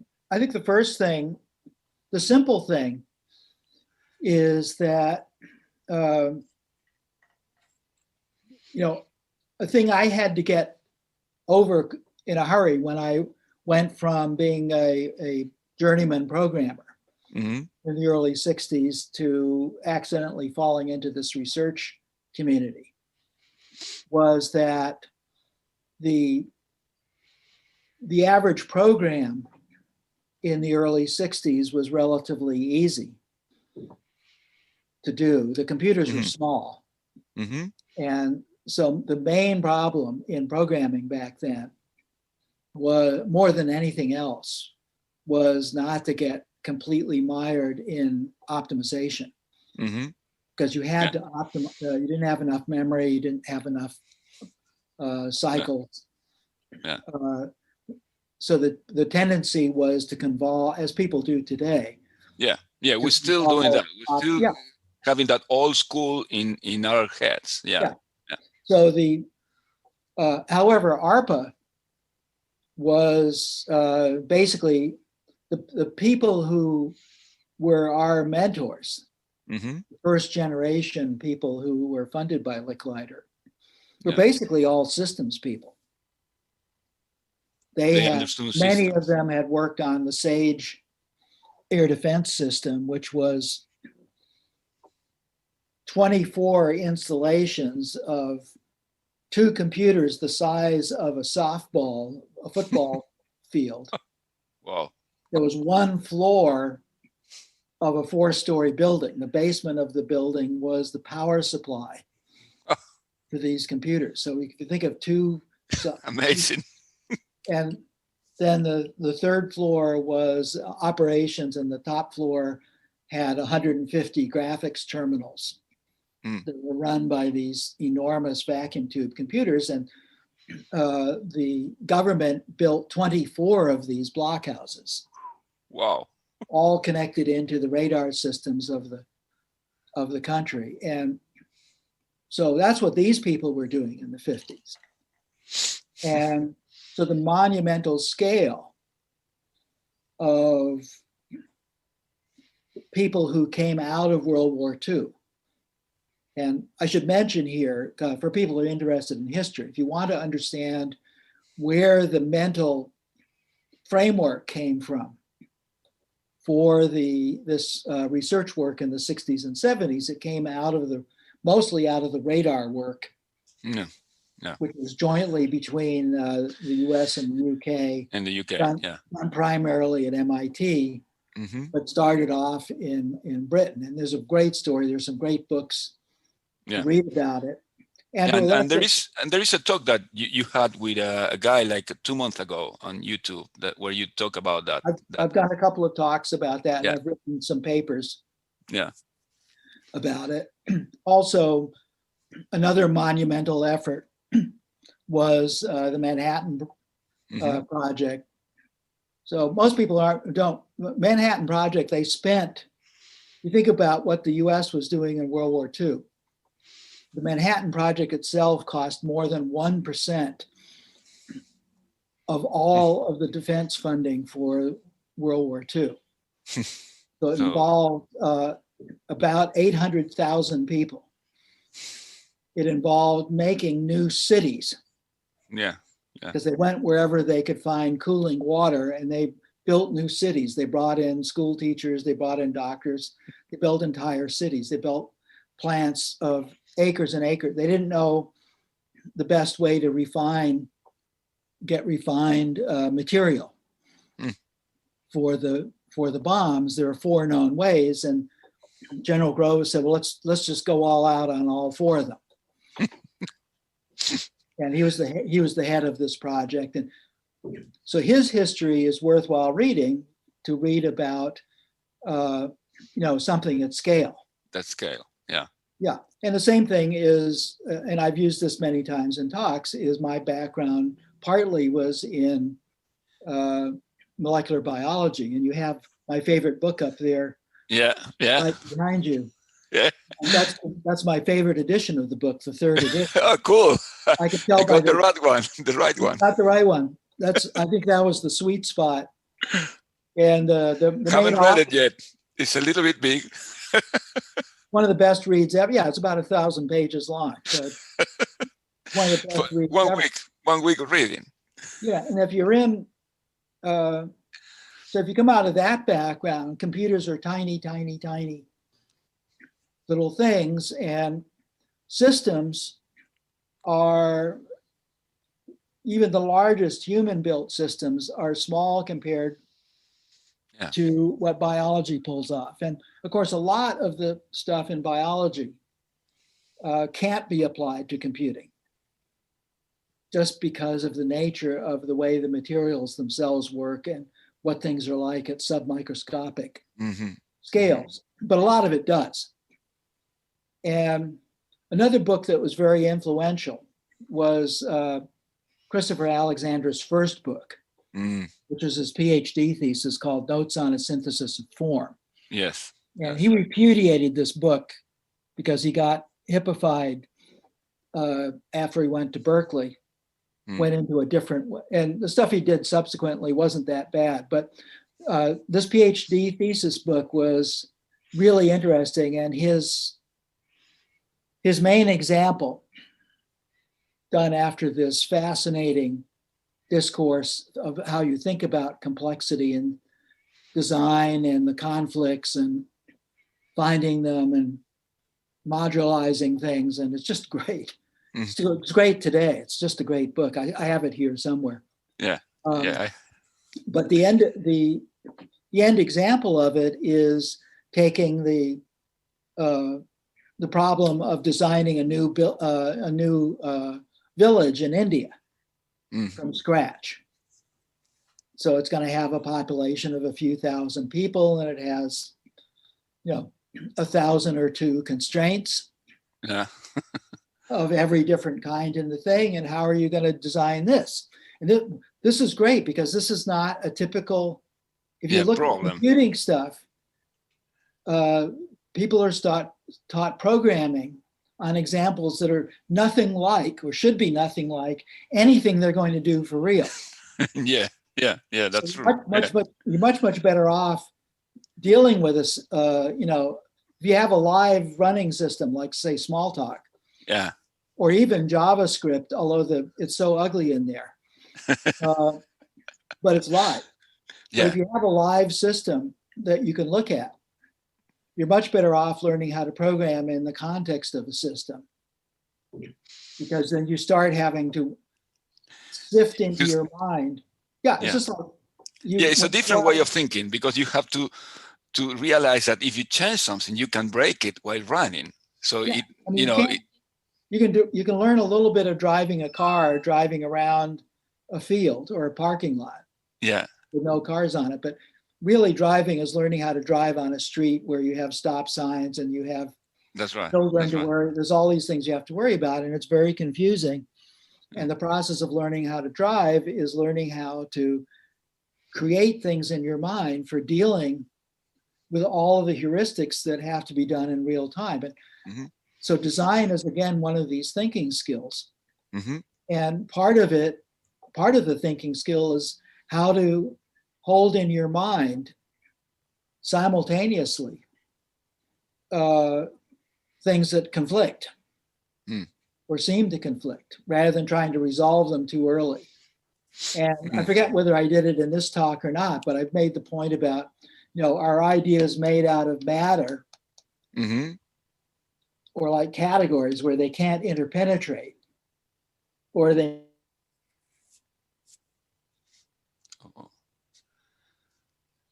Hello. I think we lost. I lost. I think we lost you. Yeah. Oh, we lost you. Yeah, 30 Of seconds. course, from my point, yeah. So the question is, are ideas made out of matter? Yeah. So one idea is basically antagonistic to another, or is ideas made out of radiation? So you can shine lots of colored lights at a wall and they superpose. Mm-hmm. So you can see all of them there. They don't interfere with each other. You see interesting combinations. And that's one of the states you have to get into when you design or when you think about anything. When you're dealing with complexity, the last thing you should try to do is solve a problem. The number one thing you have to do when you're dealing with complexity is to try and find out what's going on. Yeah. Try to find a way of looking at what's going on. Yeah, the problem finding instead of the problem solving. Problem finding is, and that was one of the big things I got in ARPA. Yeah. They realized problem finding is and so when you get to software and think about what's the software process, well, the software process is trying to deal with the kinds of things that Alexander was dealing with. Mm. And the first thing you have to have is some understanding of what the meaning is before you start trying to optimize. So if you look at Alexander, I should have brought that book. I wonder if the book. I have it in my room. I don't have it here, but yeah. Whether I have it here. Oh my God. So this is London, so I don't have my real library here, but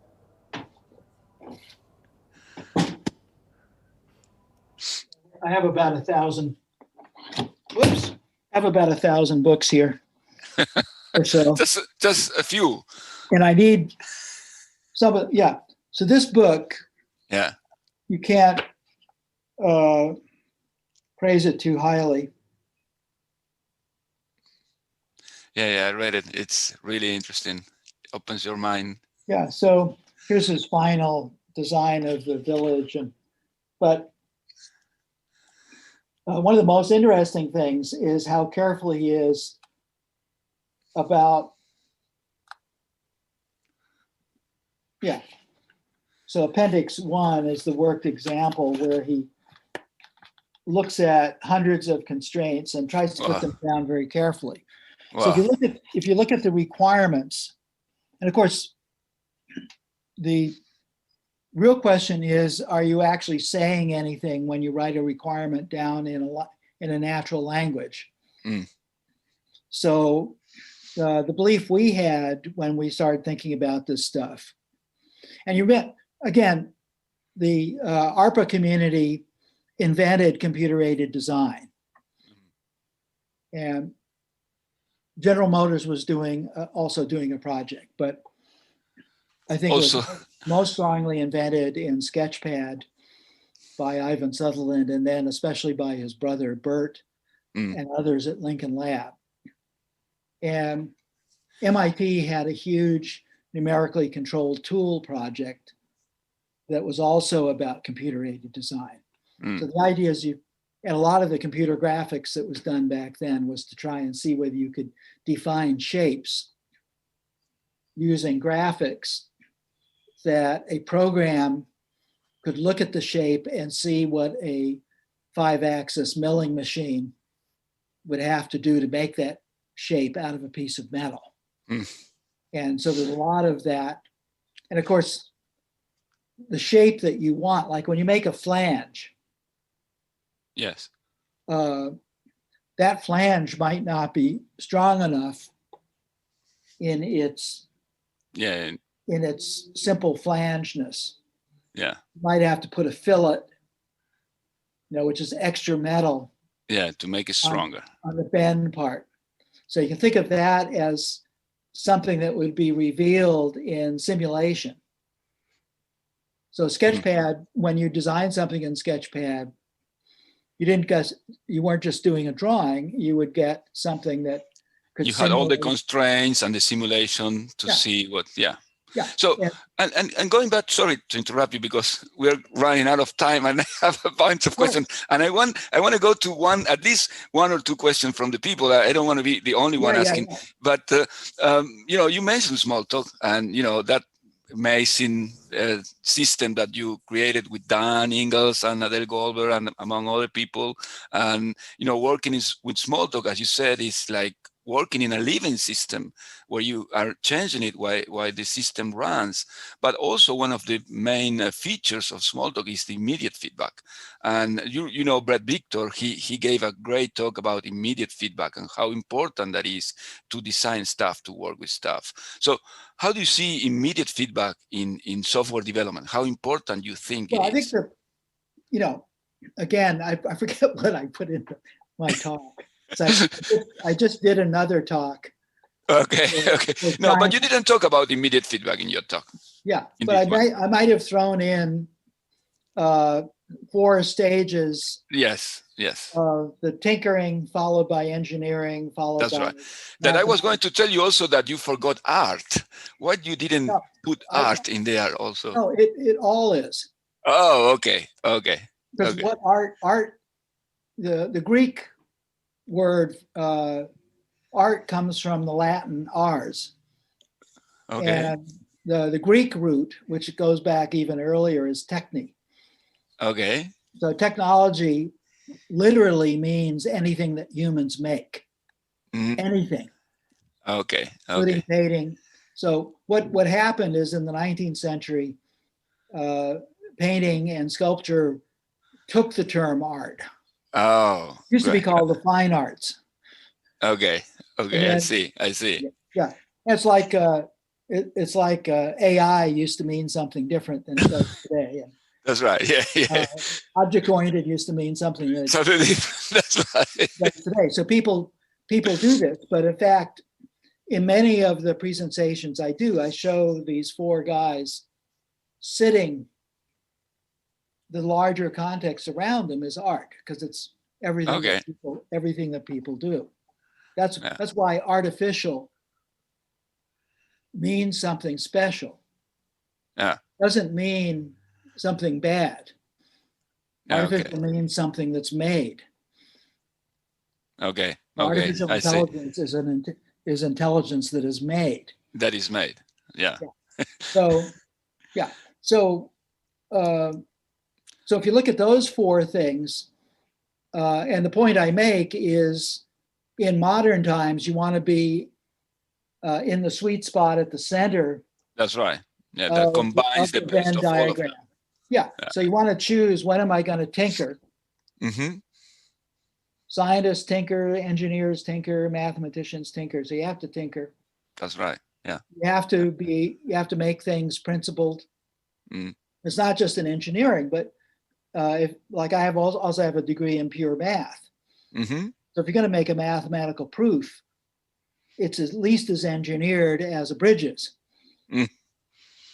It has to have that integrity of connectiveness in order to be considered a good proof. Yeah. So, and then science has this extra important way of being a negotiation between what's inside of our heads and the kinds of phenomena that we deal with out there. So it's a meta thing that's much more complex than the rest of these ideas and much more powerful. So if you try and apply that, you try and map software into it, it's usually way off.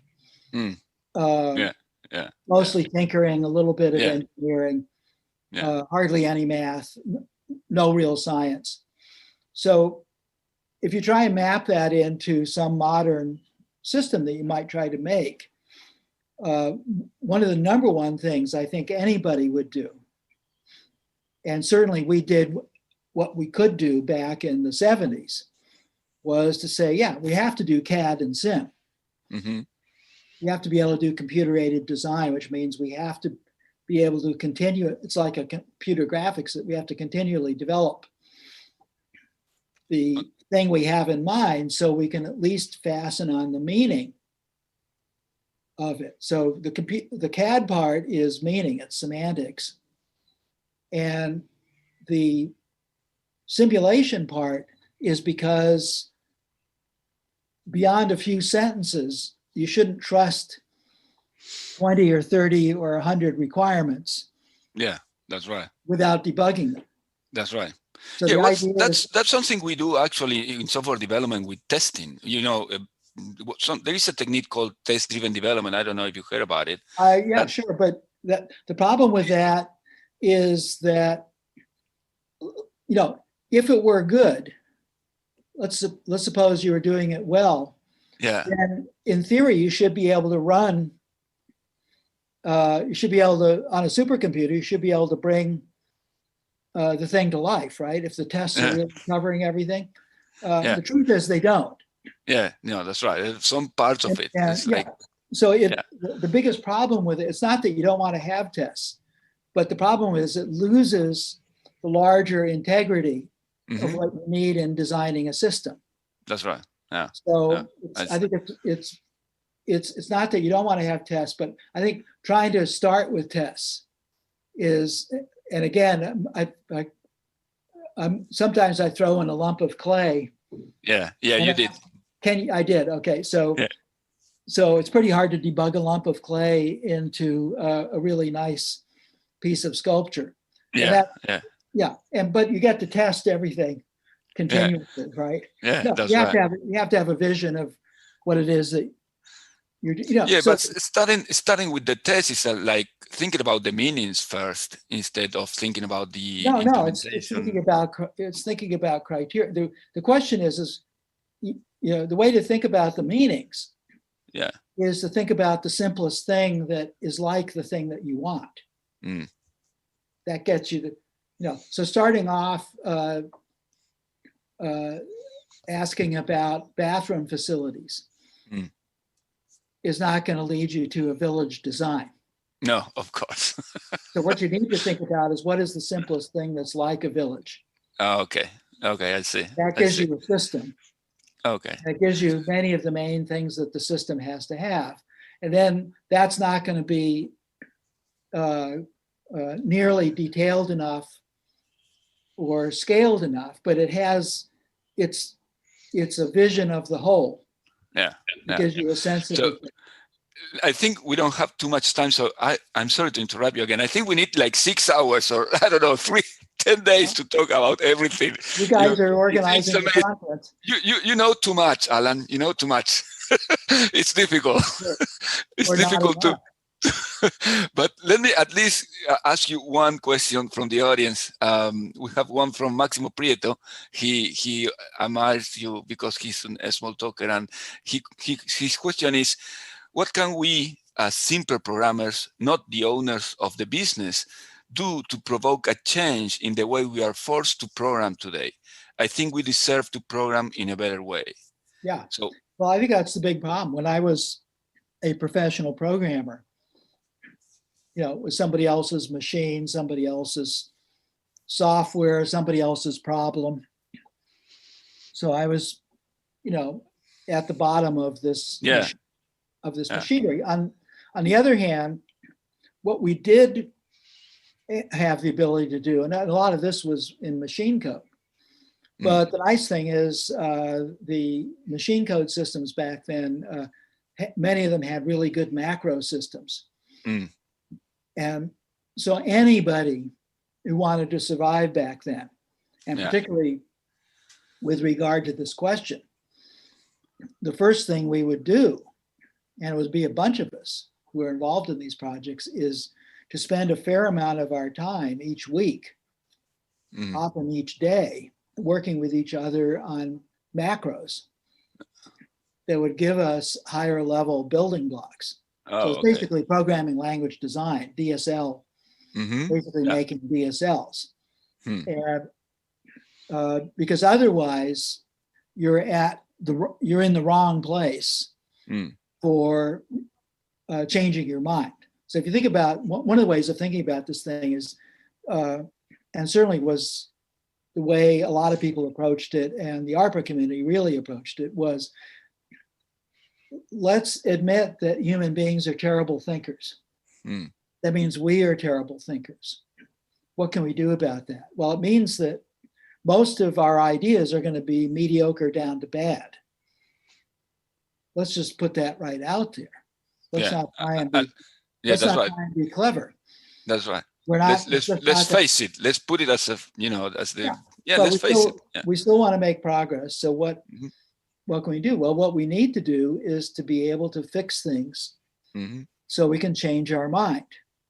And what are those things we can do? Well, they were starting to happen back when I was a programmer. Like one of the machines I programmed on back then did not have any index registers.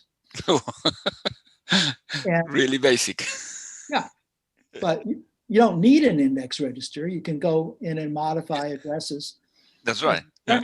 What index registers are is late binding something. Yeah. To give you both safety and a way of changing your mind more easily. Every time you use an indirect pointer, you are allowing the possibility of sticking something in between. That's right. To change that the other way would be static, but in that way it's dynamic. So you can change it later on. Yeah. The idea is virtually nothing that's important should you know the actual address of. And one of the things, and I've mentioned this, long ago, a big revelation to me, although it wasn't nearly as big as it should have been. It became a really big revelation later on. But the file system on the Burroughs Beach of the Burroughs, Burroughs 220 in the Air Force. So there were no operating systems back then, and they wanted to exchange tapes with files on them. And the way they hit on doing this, and I don't know who did it, but the idea was that these files were long, because I won't go into the weirdness of the tape drives back then, but so the front part of this was just a bunch of an array of pointers further on down in the file into the second part of the file, which is a bunch of Burroughs 220 programs. Machine code, yeah. Yeah, it was in machine code programs. Yeah. And then the last part, which could be the size of the rest of the tape, were all the data records.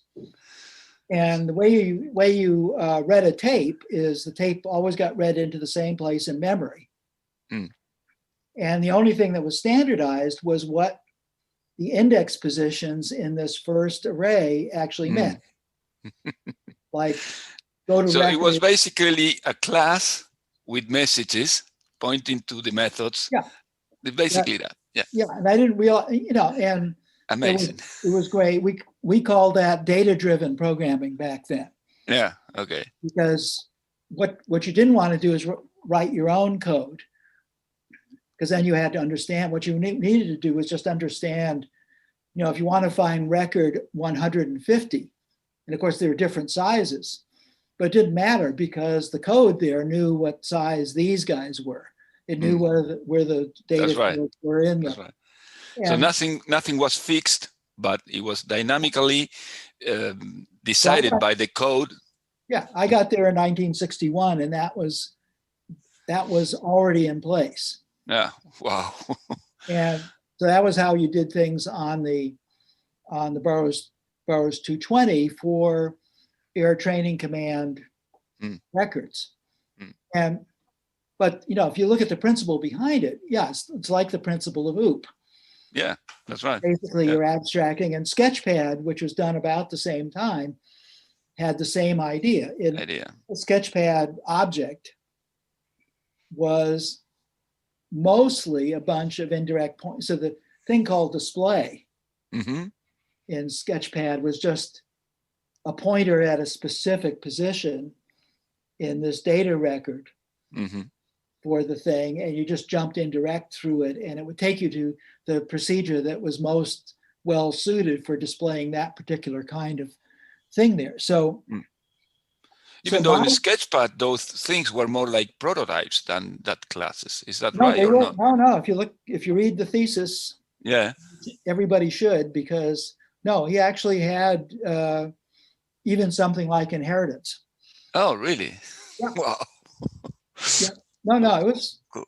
Sketchpad. So they were not prototypes like that you clone, because I thought that they were like prototypes that you clone to have another one, and not like. No. Okay.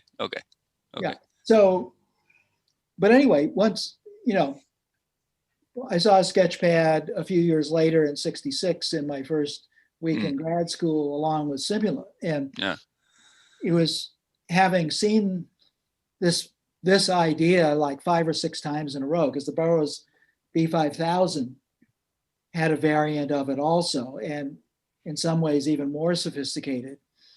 And I was just dumb. It just took me 4 or 5, 6 times to see the thing. Then finally I realized, holy shit, this is really an enormous idea. It's not just a good idea. It is actually cosmically important. So let's make it scale now. That's what you did, basically. Yeah. So and then of course, once I saw it was cosmically important, I took it out to the cosmos. Yeah. Because and again, it's pragmatics that hurts the idea.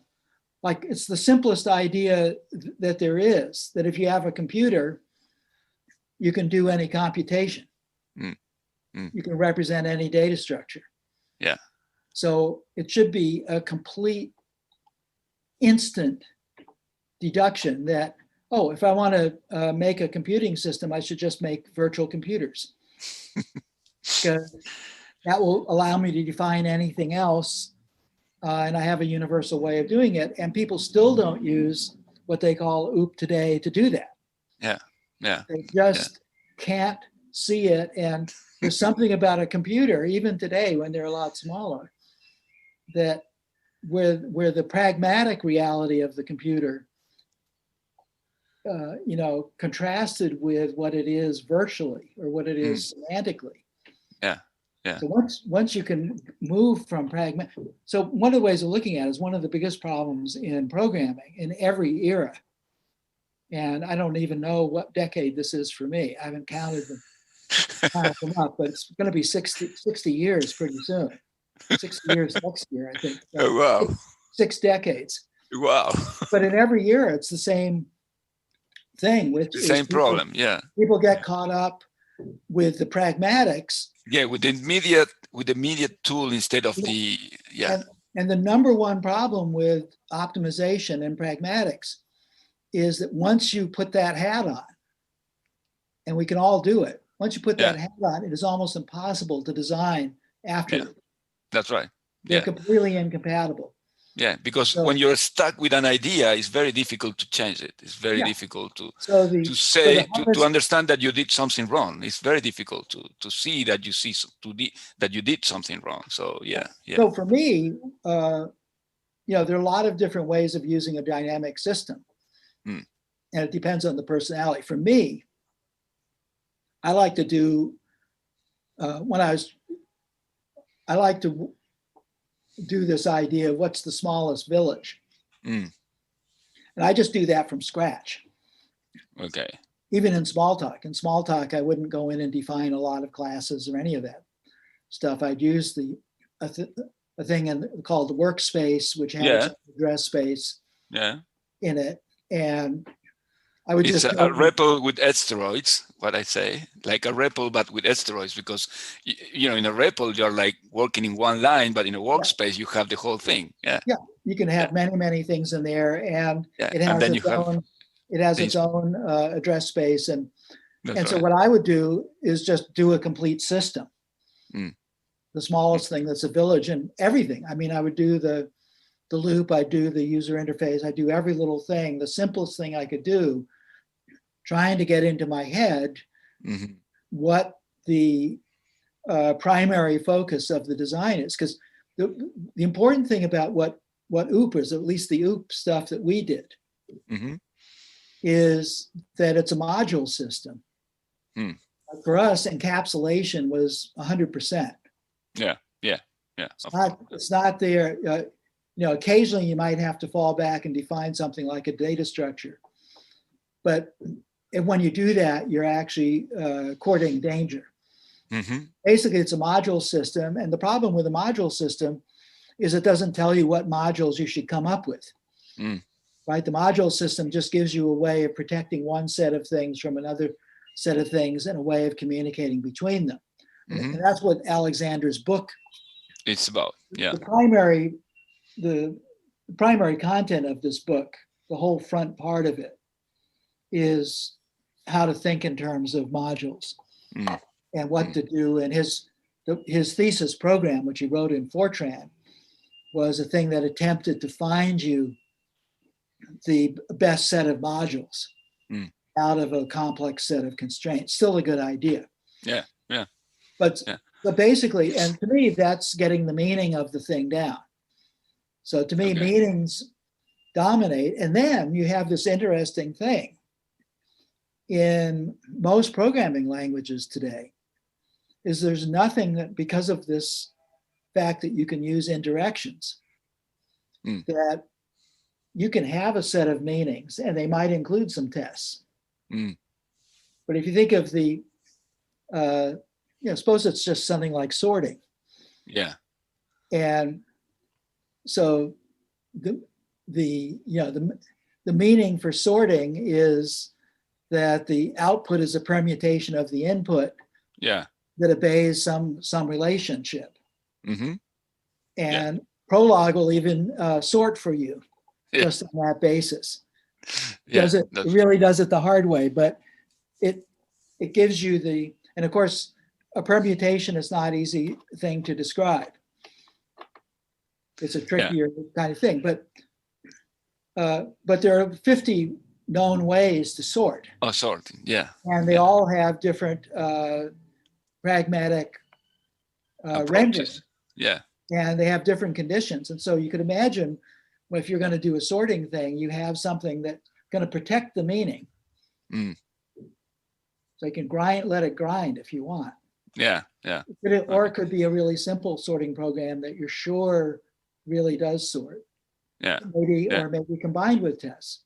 Maybe it's got both of these things. But you keep that over on the side. And then on the right-hand side of the page, you write down your 50 sorting routines and you head them with the conditions under which they should be invoked. So this is just what we did when we were writing macros in the Air Force. That's right. Basically look at the inputs. Oh, this is an enormous array. So I better not do a bubble sort here. Or one of the side conditions here is this system has to be easily updatable. So you might want to use a B tree, right? You don't want to use a hard array. You might be better off going to a B tree, which gives you incremental updating on the thing and still gives you pretty fast sorting.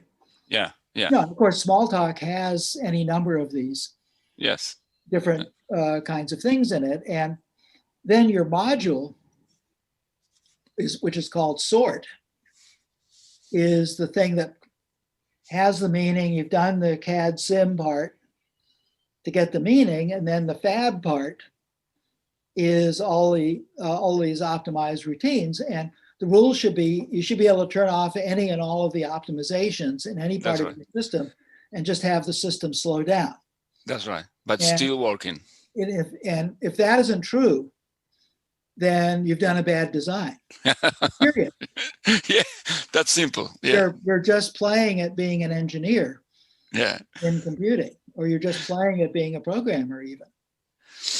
Yeah, but going to the last question. So what would you tell to a programmer today to change the way we are working? What can we do? A tiny people, can we do something or not? Yeah. Or because as you mentioned many times, complexity currently in our development software right now is so complex. Doing web application is so much difficult today that doing applications like 20 years ago. Yeah, but it's in some cases you're just not going to beat the system. Yeah. That's Some cases just not, because the what's imposed on you is just too much. mm, However, like suppose you are doing web stuff. yeah. So the first thing to notice is that underneath JavaScript is a dynamic language, Hmm. subset of JavaScript can be used as a real target from other language development. Yeah. Yeah. And Because there's a good garbage collector. yeah, There's a it lot has of a good VM. optimization, Yeah. and quite a bit of it is dynamic. It lacks a couple of reflection Yeah. facilities, but I advise people who are doing things in JavaScript to do a thing that Alex Worth did years ago, Hmm.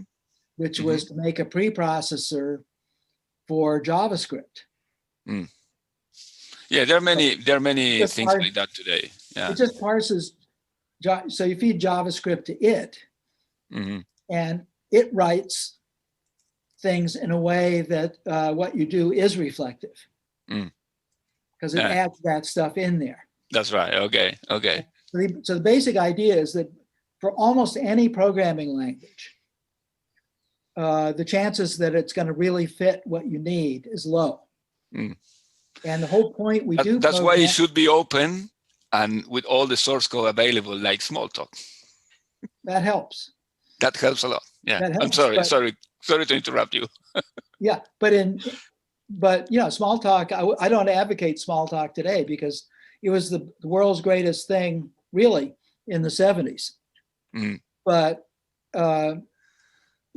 what's interesting about Smalltalk today is how well it compares with more modern things. But that's because the more modern things are not very good. Mm. Smalltalk is not what I would use if I was going to do a major project today. Yeah. I would do what we did. The other thing about that community back then is it didn't bother us to do major tools. Yeah, that's right. That was part of our skill set. So yeah, something that today we're still difficult at. It's like we build tools for all the other. That's right. We build tools for other people, but not for us. Well, it's that, but it's also just people not learning their field. Yeah. Yeah. Most people are happy to get paid for doing X. Yeah. And that's not very professional. Mm. So if you're professional, you learn your field, and our field is primarily there because software was invented, so we didn't have to put up with a fixed set of facilities from hardware. Yeah. If you think about what that means, it means that if you have software, you should never have to put up a fixed set of anything, or else you're just treating really badly designed software most of the time as though it's some sort of machine that you can't do anything with. So this indirection principle, so I suggest just being subversive. Okay. You start working on a much better way of doing little parts of things. And at some point you can see if you can attract more people to doing this. You got to, you do it over lunch with beer. You gradually, but before you do that, it helps. The first ones you do, you're not going to want to use as tools. Yeah. But you have to get started.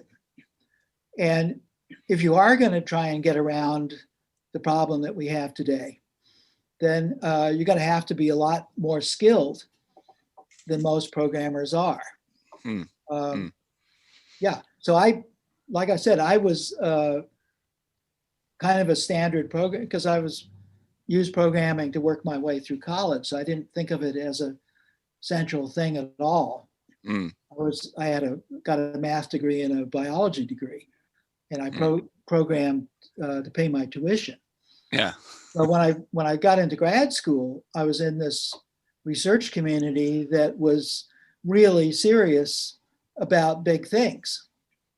And so, but they also gave the grad students a lot of leeway. So I had the time and the freedom and the resources there to just learn a whole bunch of things that if I'd been more of a professional earlier on, I would have known, but I didn't know how to do a language. I didn't know how to do an operating system. I didn't know how to do a system even. Okay. Just doing programs. And, you know, but a couple of years later, I was more skilled on this, and I understood the group process of, because that graduate school, ARPA did not require people to do individual theses, although usually you did. But usually they allow you, they gave you the freedom to do whatever you thought it was. It was in a big context. And so you could work on big problems and, you know, write up the first 2 years of a big problem. If that was good, they'd give you a PhD. Cool. If you worked on smaller problems, they wanted you to finish something in 2 years. Okay. But they didn't care. Okay. What they wanted was 2 years of world-class work to give out a PhD. And that's and you didn't have to write little papers with your professor's name on them or any of that stuff. Okay. They didn't want you to write papers. Wow, completely different to what it is today. Well, what they wanted you to do is to write a thesis. Right? Cool. That's the whole reason you're in grad school. It's not to write papers. That's right. Get a degree. So they wanted you to do world-class stuff for 2 years in a row and write it up, and out you go. So I was in grad school for 2.5 years, and I was not nearly the fastest one out during my era in that community was John Warnock, who is famous for doing Adobe. Oh, okay. But John was a staff program. He had a math degree, had a master's in math, and he was working, he had a wife and a kid, and he was working as a staff programmer for the university. And one of the kids on the grad school students went to him and asked him a question, and John saw a big answer to it that happened to be the first really good way to do continuous tone 3D graphics. So he was the inventor of at that time of that. And so he was a grad student less than 6 months, and his thesis was actually 16 pages of text and 9 pages of pictures. Bingo, out he went. And now, of course, he's a multimillionaire because of Adobe. But so that was a good way of doing things back then, because it emphasized not what you were doing in school. School was basically something that was a support system for doing the kinds of things you were going to do after school. That's right. That was the way they thought of it. And so the main thing about it is there was a lot of scrambling, but there was not a lot of competition. Yeah, that's right. Because these ARPA grants were for entire departments. And so the professors weren't competing. The professors didn't have to worry about tenure. The graduate students weren't competing. It was a completely different environment to what Completely, research it is today. Yeah, and so, But I like what you said, that we should be subversive to try to change stuff. oh, but that's what software is. That's right. That's right. Right. And And science. The big problem with it is bad software is subversive in really terrible ways, like the pollution that I did. And Yeah.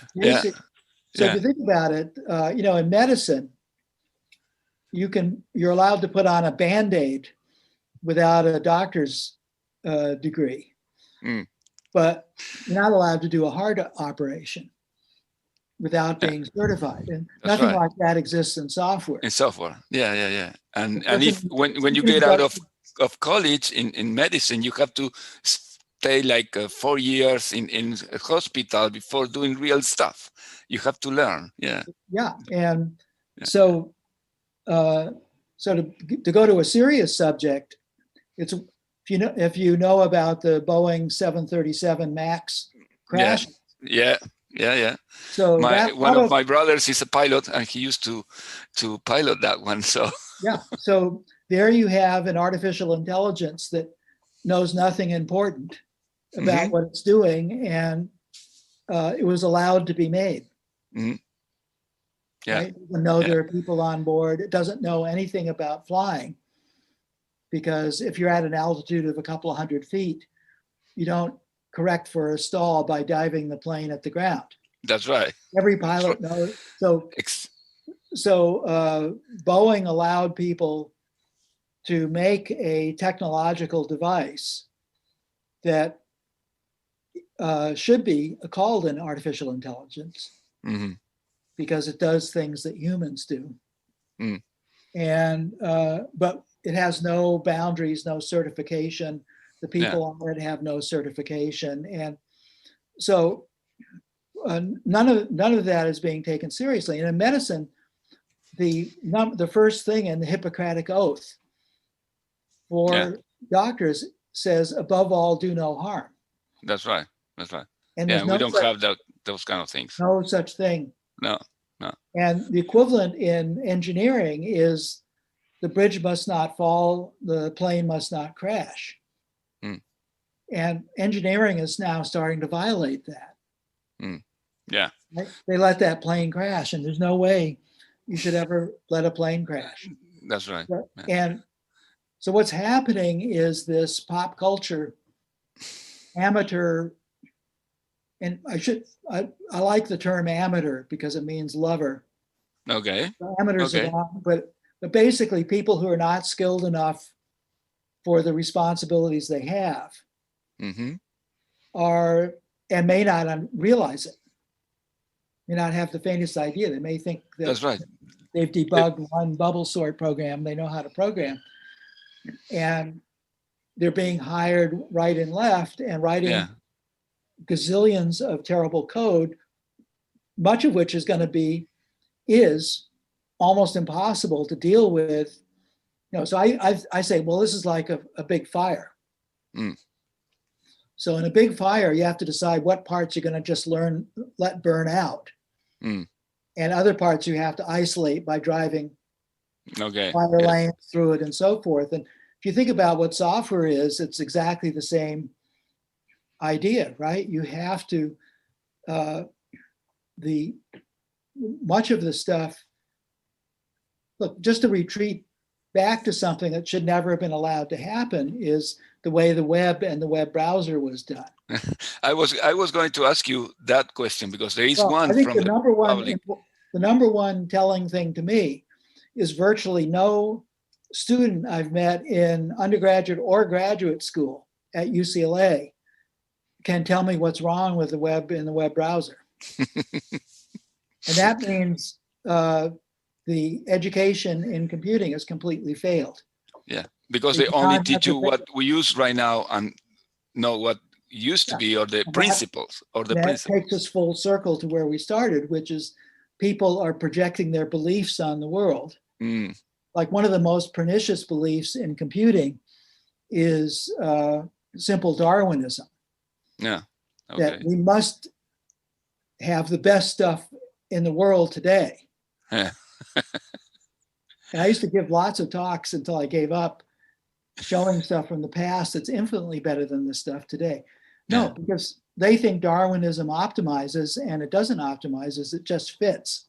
Yeah, that's so right. If you have a stupid environment, you're going to wind up with a stupid result of evolution, and that's what we've got. Remember, a really important thing is that people were probably as clever from the IQ standpoint 100,000 years ago as they are today. Yeah. Right. But ignorance resembles stupidity. You can be clever as hell, but if you don't know anything, you might not be clever enough to get around that. And Well, really my smart people, grandfather used to say that it is worse an ignorant person than a dumb person, because somebody that is ignorant doesn't know it, and that makes more harm you could than think they somebody do. that, yeah, Yeah, that's if you have right. a smart person who thinks they know it and they don't. Yeah, So, and that's basically, I think computing attracts that kind of personality. Mm. There used to be, and also it attracts a personality that tends not to like humans very much.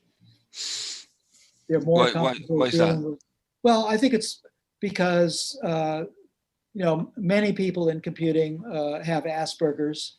I have a bit myself. And it's comforting to deal with machinery. Yeah, yeah, because you don't have to negotiate with it.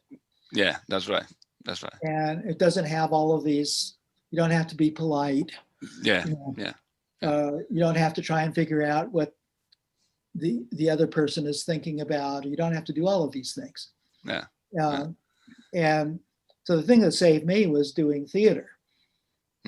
Whereas theater is the perfect thing for a person who is uncomfortable around people. Because you have to, because it's theater is basically an anthropology, a way of getting at the anthropology of humanity.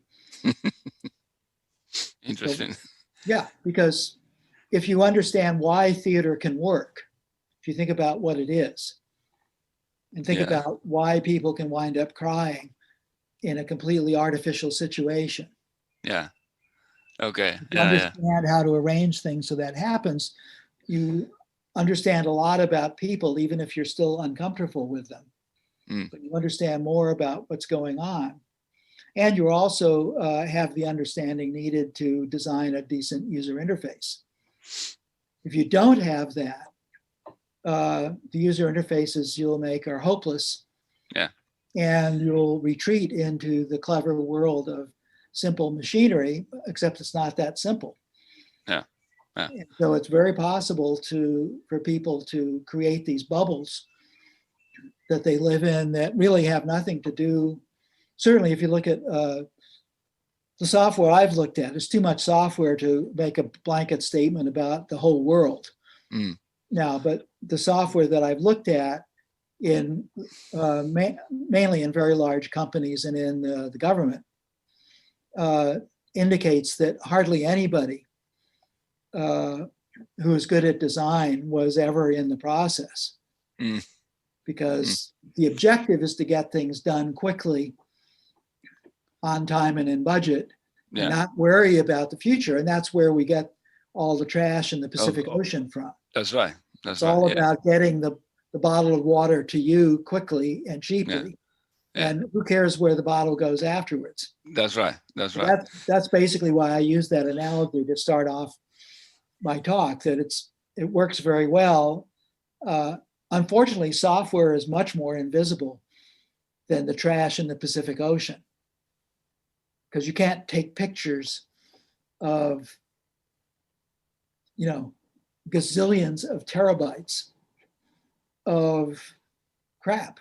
You can get an idea by looking at a company that should be doing a lot better, like Google, and ask the question, how is it possible that when you retrieve something using Google, that it's not showing you little summaries of those web pages? What it's doing is just picking random stuff out of the web pages, but it has to index the web pages to be able to do the retrieval at all. So why aren't they indexing the web pages by looking to see what the web pages are about and putting that in there as meta information? Why, after all of these years? Now, of course, I've asked my friends at Google many times. You guys are doing all of this stuff. You've got AI chips to do this and pictures and that, but you can't do the most elementary thing in your primary product to make it any better than it was 25 years ago, right? So what's the problem?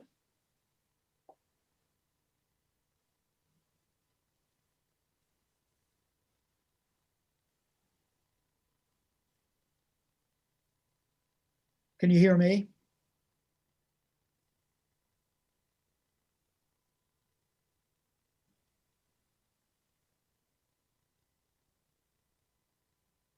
Hello? Hello? Can't hear you.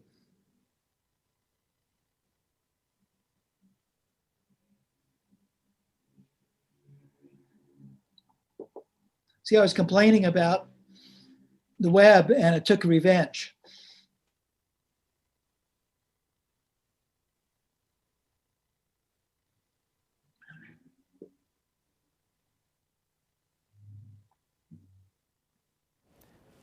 Hello, Hernan? Yes. Can you hear me now? Yes? Yes. No, I don't know what happened. Something went wrong with my. Well, I was my complaining microphone. about the web and it took revenge. Yeah.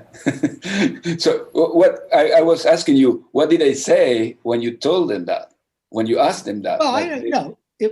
I haven't tried it on them recently, but I used to, every couple of months, I'd send Peter Norvig an email. He's a good guy.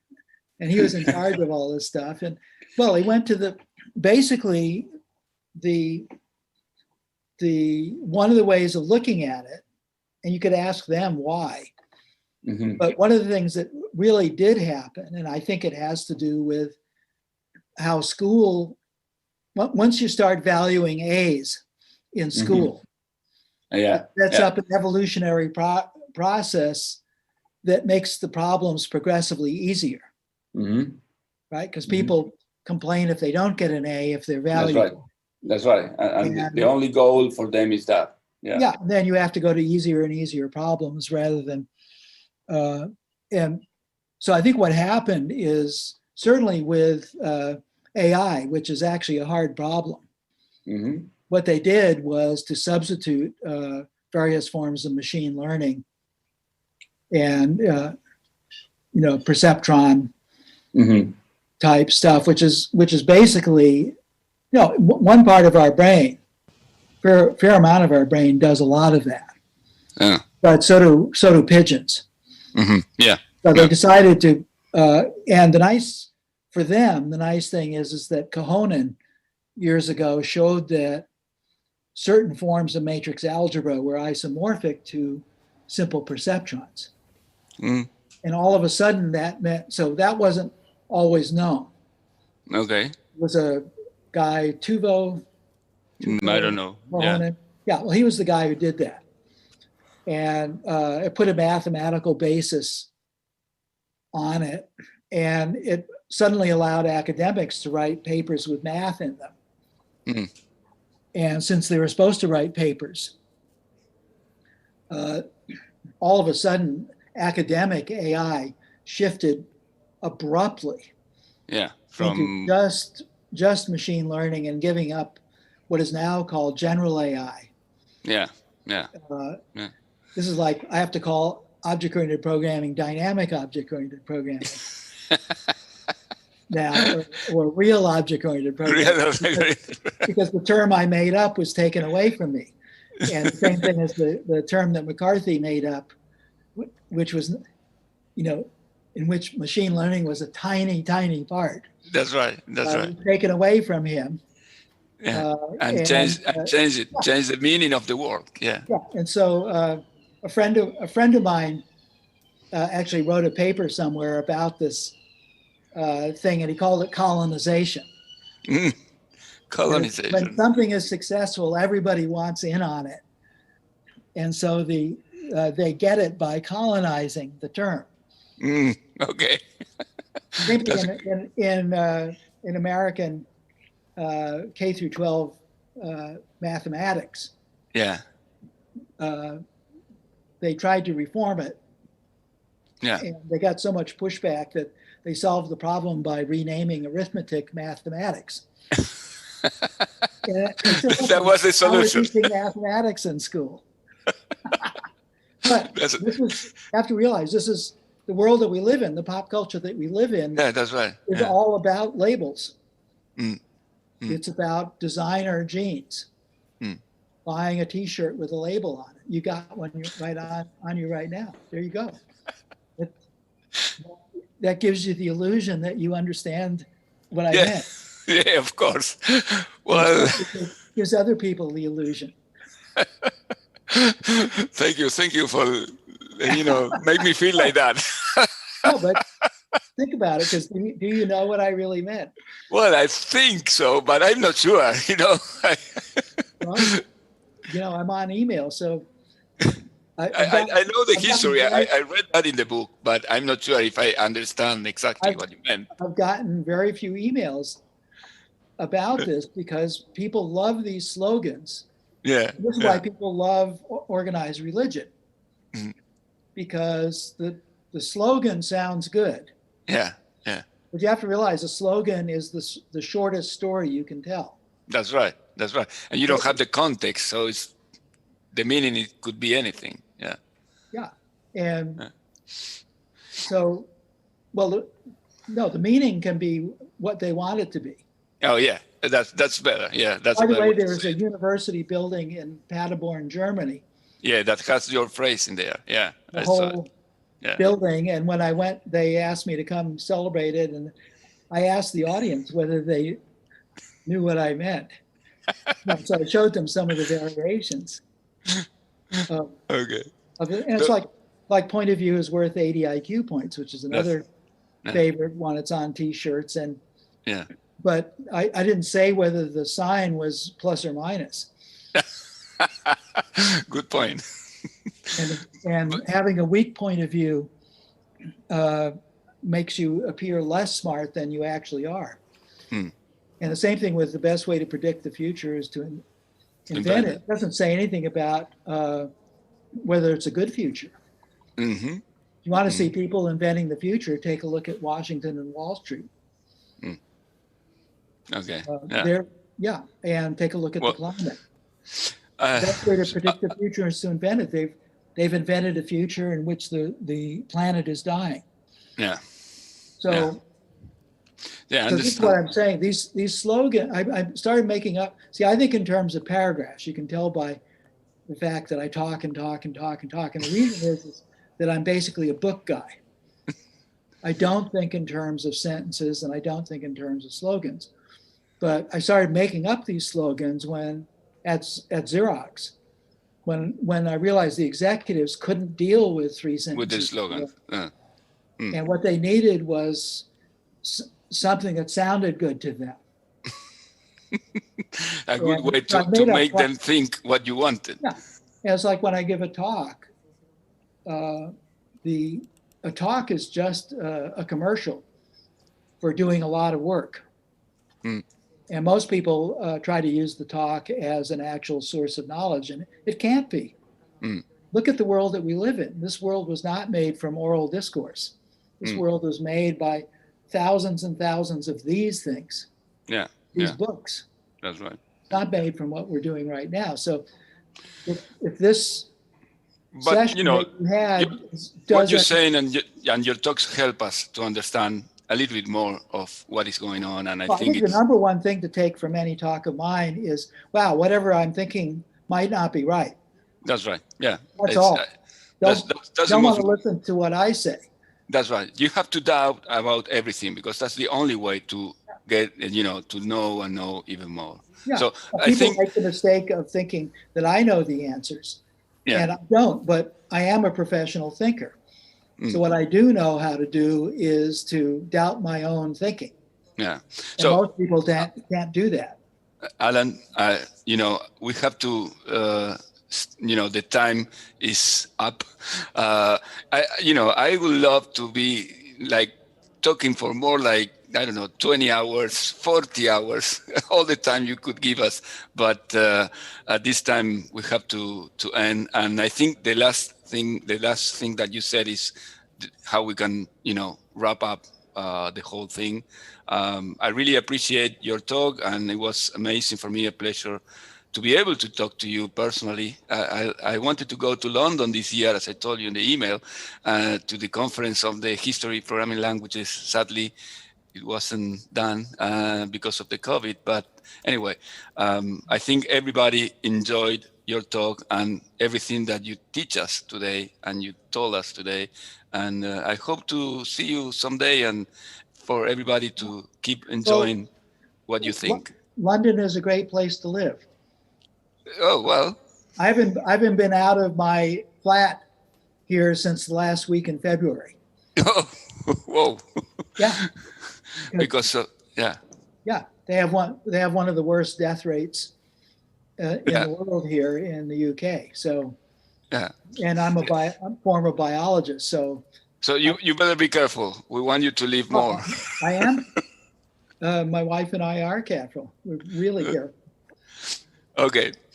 Okay, Alan, thank you very much. I don't know if you want to finish saying something, a small, that's more than enough. Okay. It's been a tremendous pleasure. Thank you. Thank you very much. Bye-bye. Bye-bye. Ok, thank you, Alan. Muy bien, ahí se nos estaba yendo. Wow, qué honor, ¿no? Qué lujo. Acabamos de tener a Hernán, no puede más con el mismo, así que te voy a dejar para que lo asimiles un ratito, que te vayas a tomar un café, porque esto es como demasiado. Así que bueno, ahora nos vamos a una pequeñita tanda. Tuiteen, #nerdearla, esto es para ustedes, la pasamos re lindo. Próximo Q&A de David Cortarello, así que